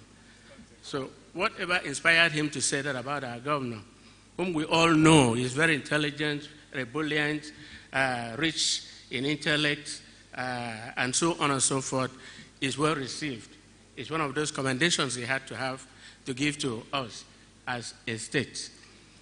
And besides that, the theoretical issues you raised were very, very good. The lecture threw up a number of variables and issues which were all highlighted. But above all else, I want to say that the leadership is the crucial threshold upon which the Dakada, the Renaissance, and all those things of the state is built. And we look forward for the next 4 years to seeing our governor galvanize these ideas that have been raised, that have been thrown up in this lecture, born out of the fact that the Renaissance, as it happened in Europe, is coming home. And the Renaissance gave birth to the Reformation, threw up the Middle Ages, gave birth to the Reformation, and other things that took place in Europe. So also, the Secretary to the Government has said, listed what the sons and daughters of these states have attained over the years, from 1927 till a few days ago, which is very, very commendable, and our governor is listed among these ones. We look forward to that period when, in the next 4 years, our governor is going to transmute or translate this Renaissance as listed, highlighted by you, and agreed by all of us, the board of scholars, as to what should be the next direction, the next focus in which our states will go. To that extent, not much to add than to say that congratulations to our governor, to the planners of this pre-inauguration lecture, and to wish our states very many years of successes and to attain greater levels of renaissance. Thank you. Fine teacher, lecturer, Professor Peter is of the Department of Sociology, University of Uyo. Can we please appreciate him once again with a great round of applause? Your Excellency, distinguished ladies and gentlemen, it's been a very beautiful evening, well spent. Some years ago, a car manufacturer developed a product and called it End of Discussion. And shortly after that, there was another brand called Discussion Continues. When the guest lecturer had delivered the lecture, we had thought that indeed that was the end of discussion. But as the discussants came and raised new areas, truly the discussion continues. But indeed, we hope that this discussion continues, but we need to wrap it, and the professional who will do the excellent job of giving it a brief summary is the Dean, Faculty of Law, all the way from the University of Calabar, who has joined us here this evening. Professor Michael Ockham will be coming over to the microphone and will be delivering a wrap on all that we have heard this beautiful evening so that we do not miss anything. Can we please encourage Prof with a very big round of applause?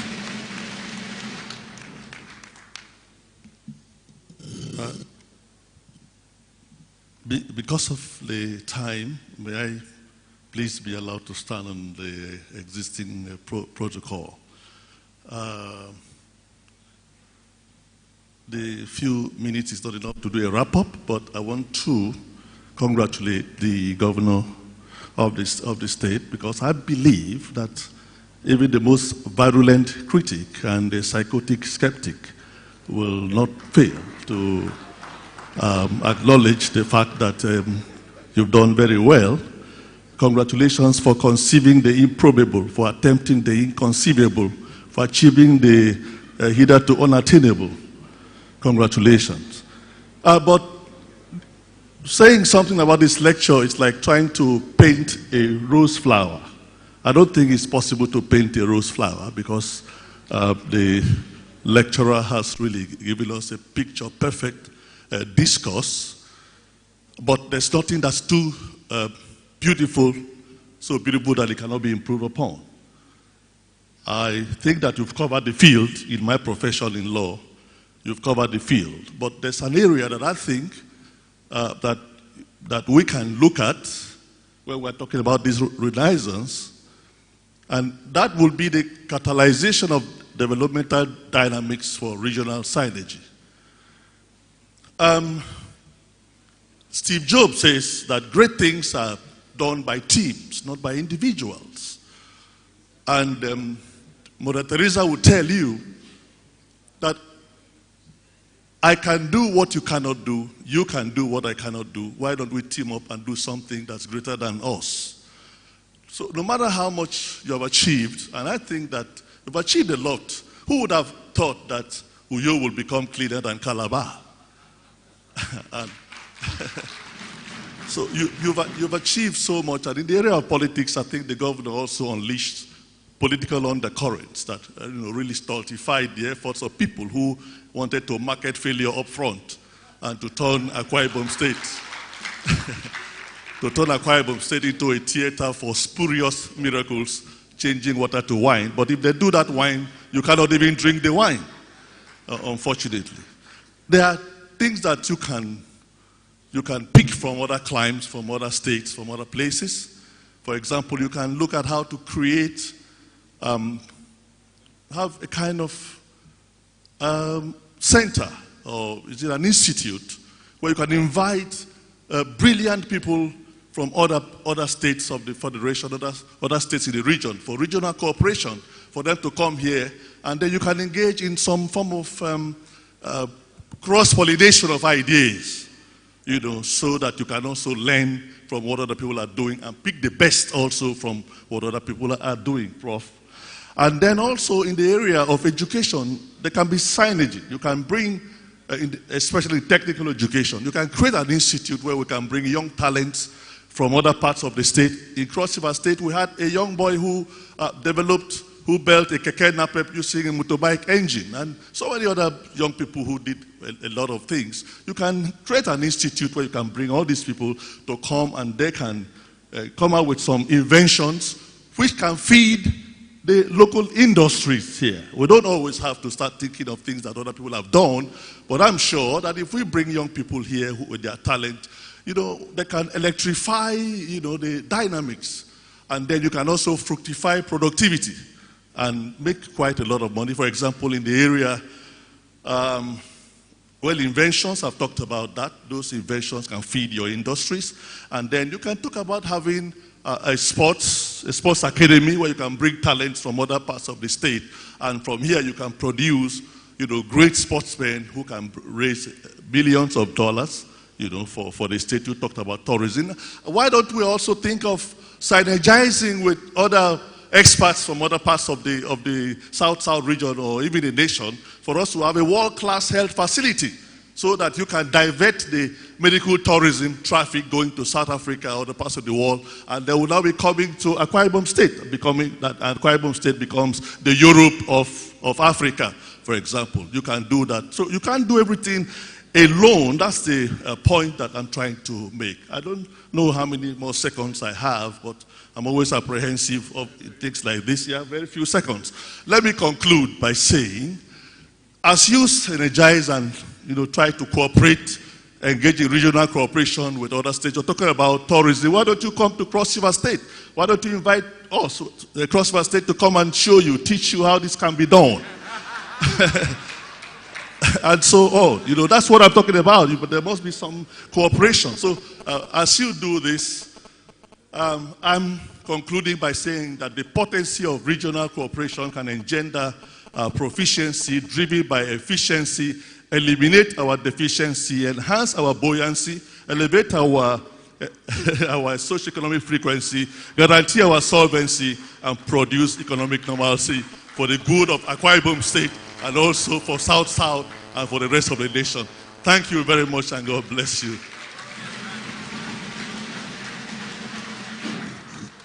Professor Michael Okom, Dean, Faculty of Law. I actually invited him to give a brief summary, but he almost did another keynote address. I think it deserves a very big round of applause for also adding verve to this discourse. And that's the spirit of intellectualism. It throws open the horizons for more. Thank you very much. Your Excellency, very distinguished ladies and gentlemen, because of time and obviously the very lack of it, the next item actually was for reactions. We'll take just one or two, and we'll just appeal to members of the audience, one, in fact two, only two, one from the right, one from the left, so that, and at the center, there is a hand there, okay, and we need another. We wanted, it should be voluntary. Actually wanted a female hand for gender balance. I want a feminine hand. Okay, the first speaker, please begin to come forward. Okay, that's Comrade Udom Emmnauel who is drawing forward. And I don't want known faces. Comrade, please begin to come forward closer to the microphone, and then we'll take another speaker shortly. Yes, you can begin.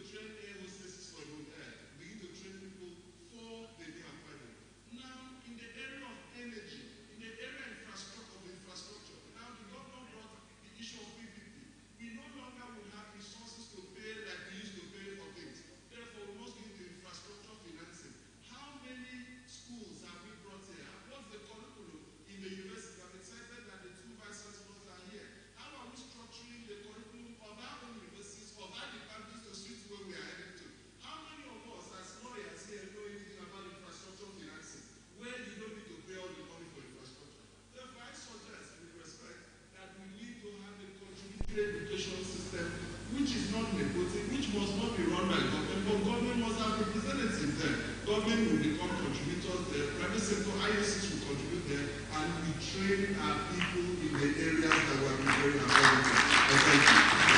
Thank you very much. And the next will be Professor Peters. His hand has been rising up there in the air. Can we please appreciate him? Former Vice Chancellor, Akwa Ibom State University.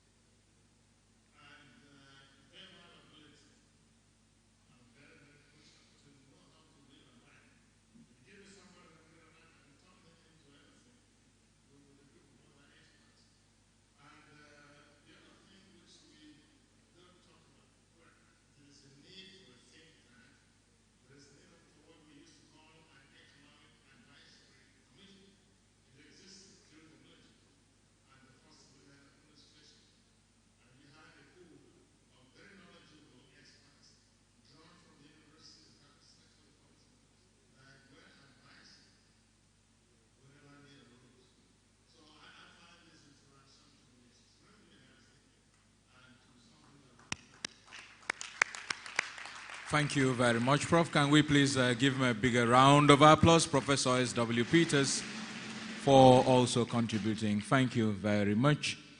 At this time, we would now take the closing remarks from the second chairman of the day, which is the Vice Chancellor of the Akwa Ibom State University, our own Professor Eno Ibanga. Can we please appreciate him and welcome him to the microphone? You are welcome, sir. His Excellency, the Governor of Akwa Ibom State, ably represented by Uncle Mo, the Deputy Governor, other excellencies here present, members of the High Table, distinguished audience, ladies and gentlemen. I want to take off from Etufa. Etufa. You die, you are die, I die, I die. That is what the guest speaker said. But when you die, you are die. What will you be remembered for? That is the spirit. The governor has been making lots of, he's passionate about the state. Today, what we are doing here is to raise our sense of belonging, to reorient ourselves for the Akwa Ibom spirits.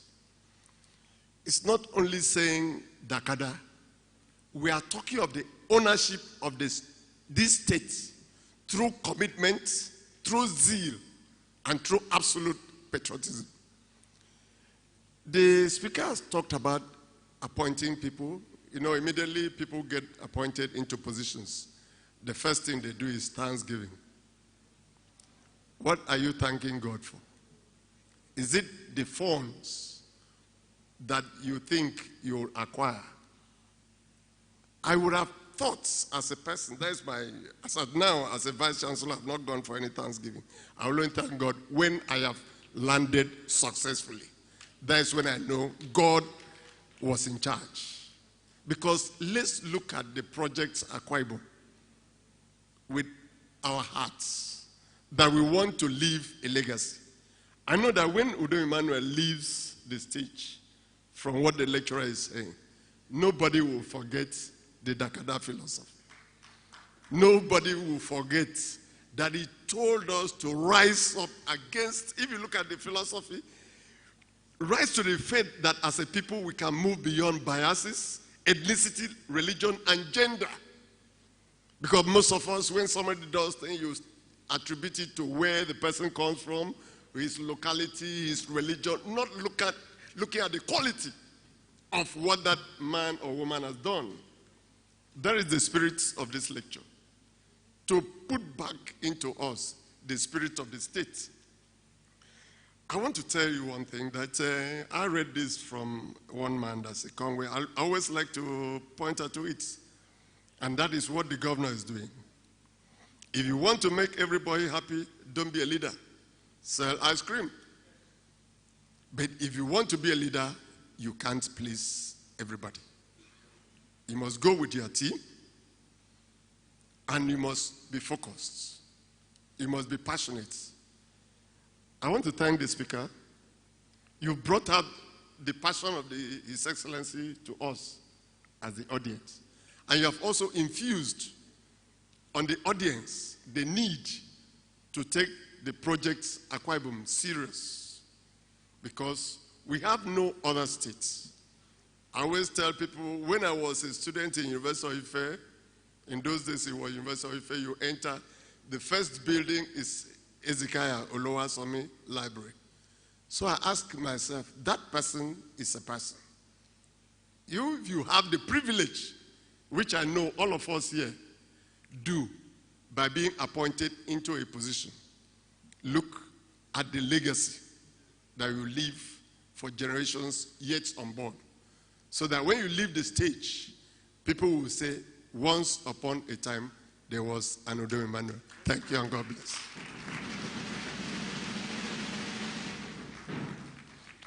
The Vice Chancellor of Akwa Ibom State University, Professor Inauguration. Can we please appreciate him one last final time for these, that excellent closing remarks there.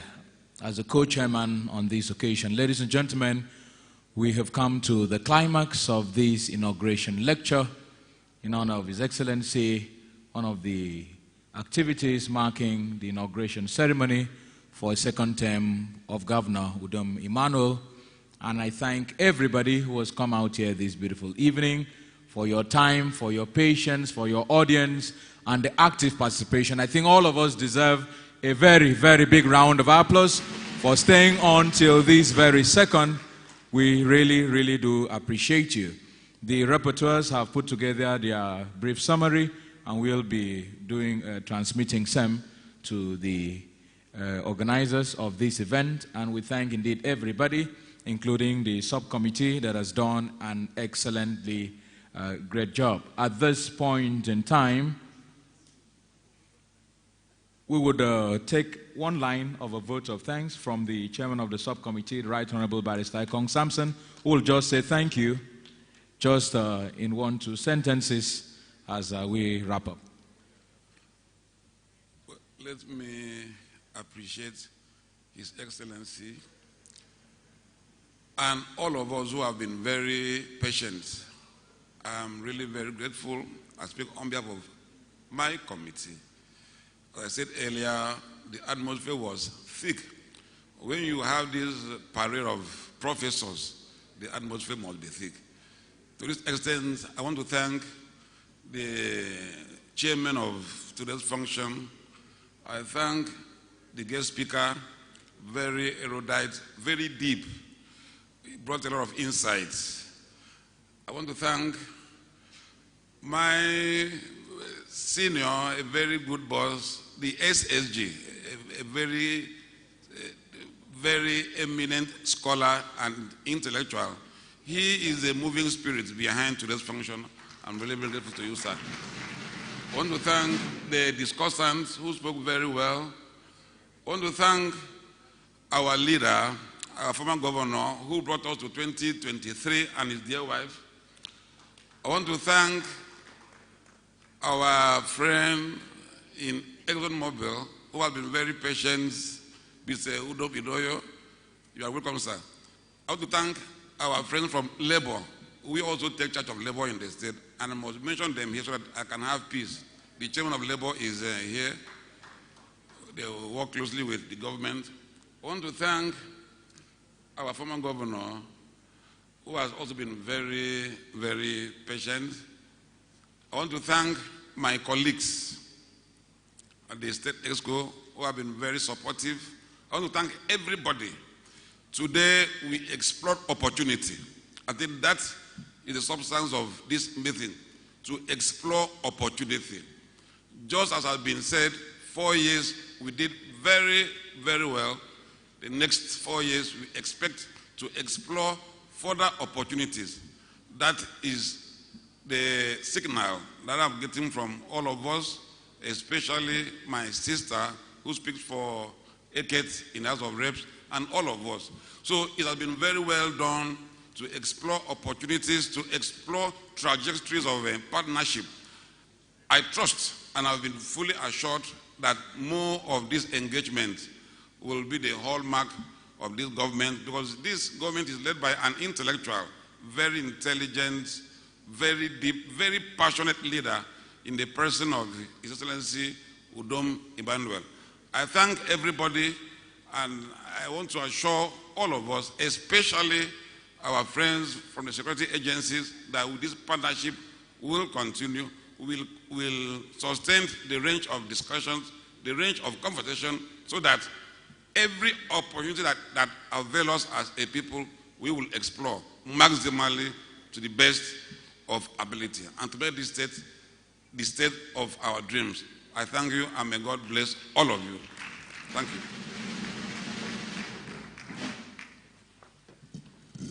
Very distinguished ladies and gentlemen, at this point in time, I have the singular honor and privilege of most respectfully inviting the captain of Team Akwa Ibom, our governor from 2015 to 2023, the gentleman who tomorrow, before the people of Akwa Ibom State and the rest of the world, will be sworn in for a second term in office.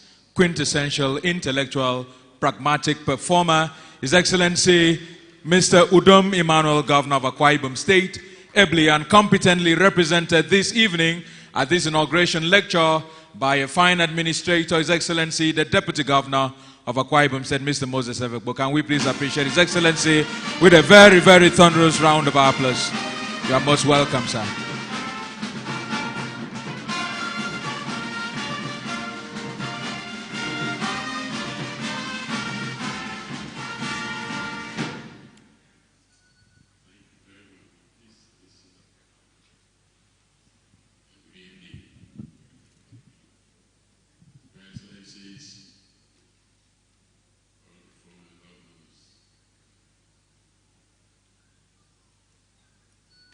Secretary to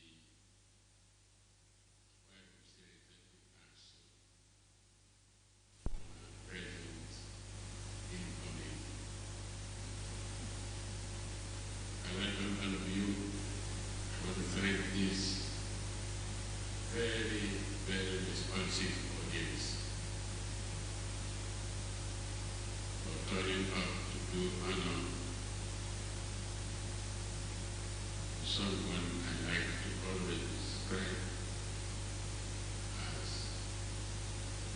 a man with foresight. Udom Emmnauel, who has the copyright of the Dakada philosophy. It is his thought, it is his mind.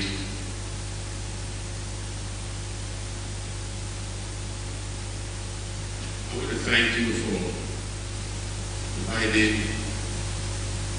this forum for these conversations that have been very enriching, very far-reaching. And I can assure you that the conclusions of these conversations will last through the 4 years that this administration will serve Akwa Ibom State. His Excellency, the Governor, had asked me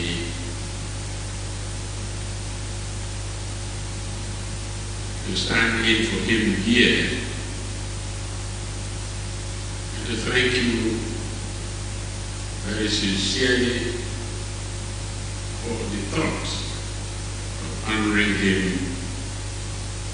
with these intellectual discussions. I want on his behalf to thank you for very wonderful things you've said about him. Thank you for the thoughts, good thoughts you have about him. But thank you principally because all these are geared towards making Akwa Ibom State achieve what it has to achieve by your reckoning. His Excellency asked me to read his remarks this evening. I'd like to crave the indulgence of the co-chairman to please so do.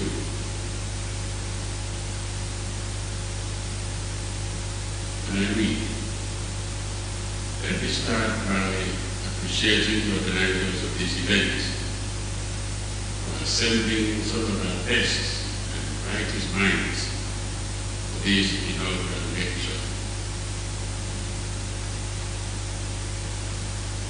I do not have any doubt the guest speaker, Rudolph Professor Fiona Johnson, would do justice to the topic. Akwa Ibom State in socio-economic relations, the paradigms and opportunities. I will report certainly to the Governor that he did justice. I will also report to the Governor that the discussants are putting ingredients of what we require, what we need to guide our planning system in the course of the 4 years. The Governor continued. As I said yesterday at the Children's Day celebrations, the moment represents a great time to be an Akwa Ibomite. Our state is under ascendance, and all the indices of growth, development, and prosperity are properly aligned and duly activated.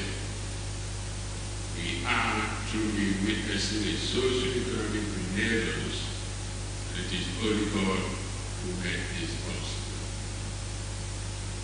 When we came in 4 years ago, the economic frontier was fuzzy and hazy. The nation was experiencing dire economic challenges, and the newly sworn-in governors had to grapple with the realities that stared them in the face.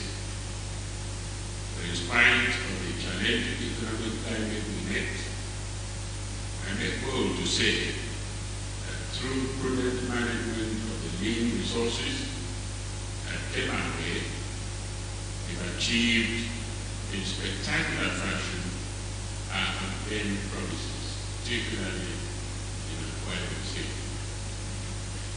We came to rewrite our fighting story. The chapters are encased in gold. Apart from creation was seen as a purely civil service aid.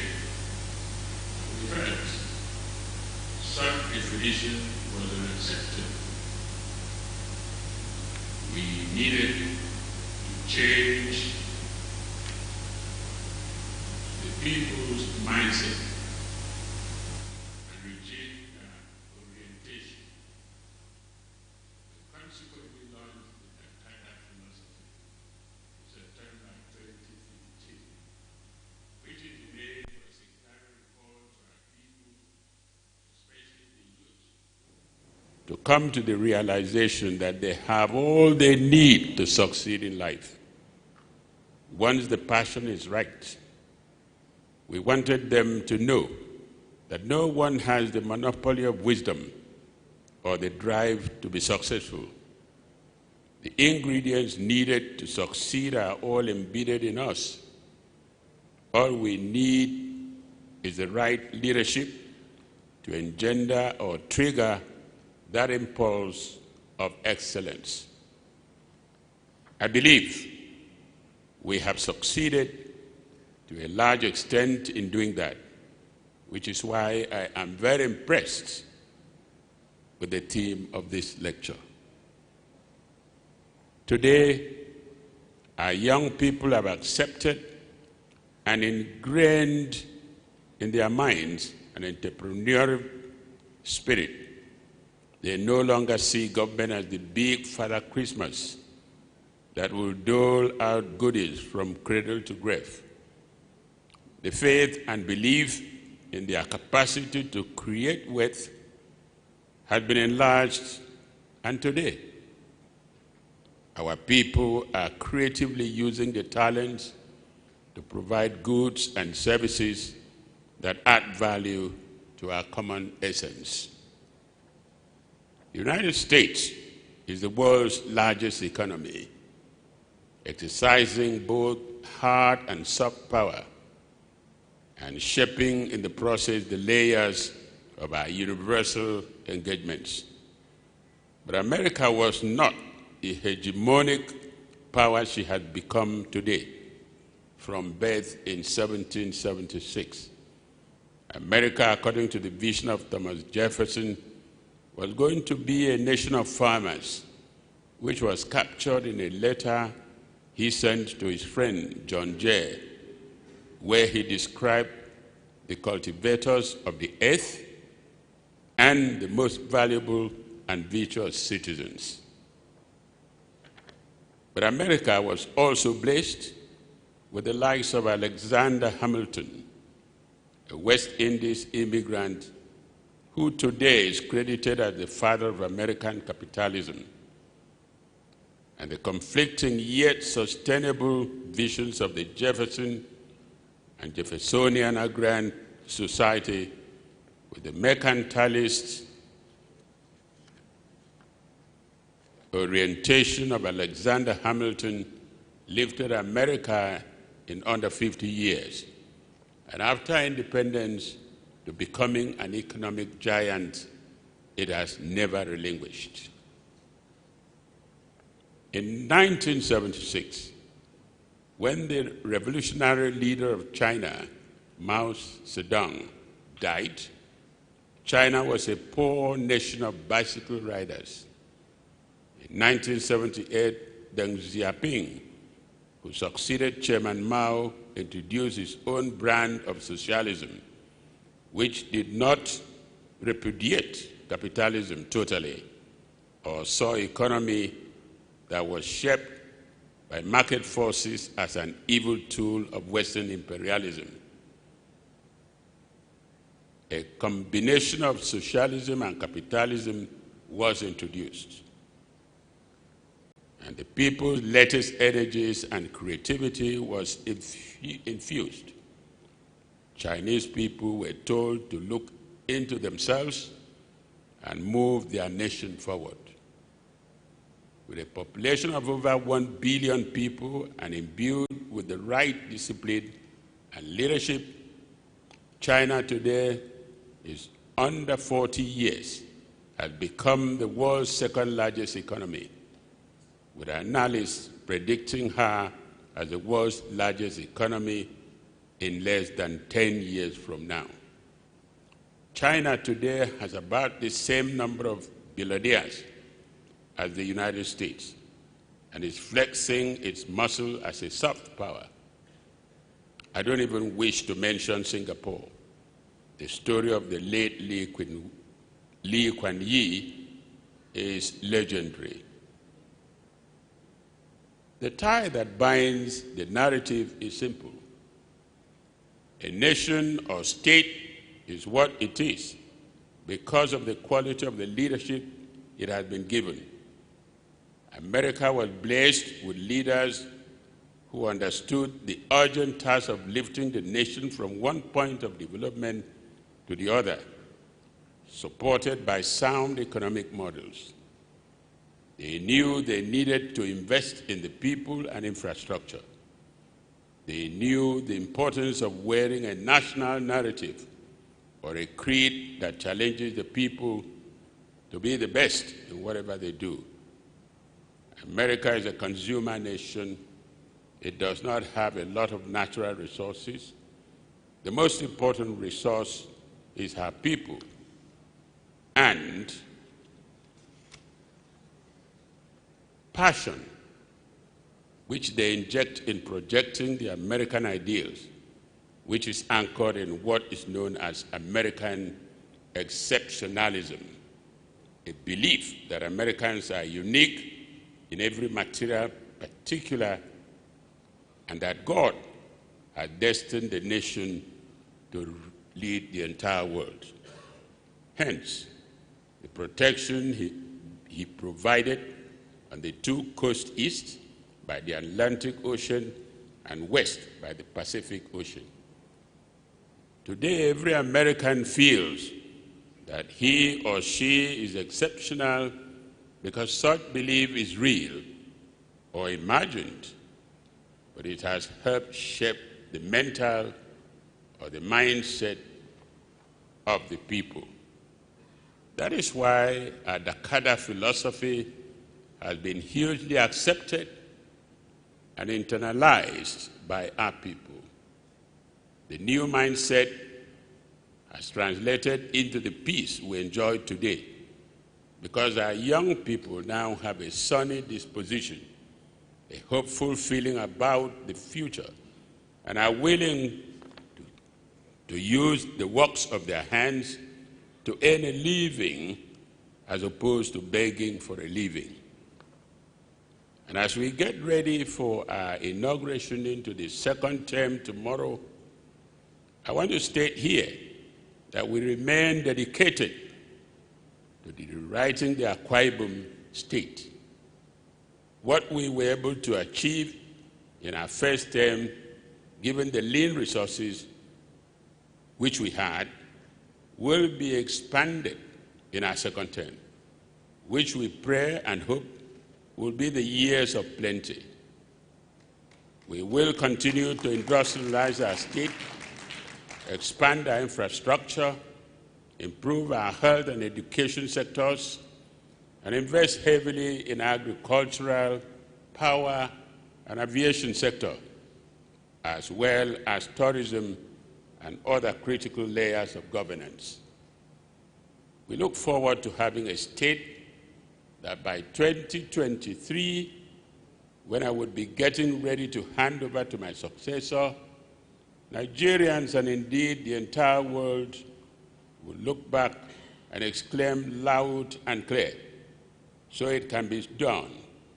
So things that people felt were rocket science can be easily achieved. That is the Akwa Ibom story which we want to tell. the trend of progress and peace that left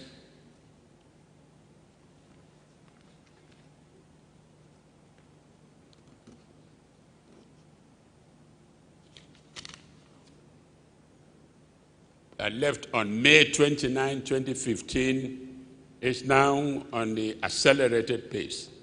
And together, with all of us, with your support, we will get to our destination in real time. I thank you for this invitation. I thank you for this show of love. God bless us all.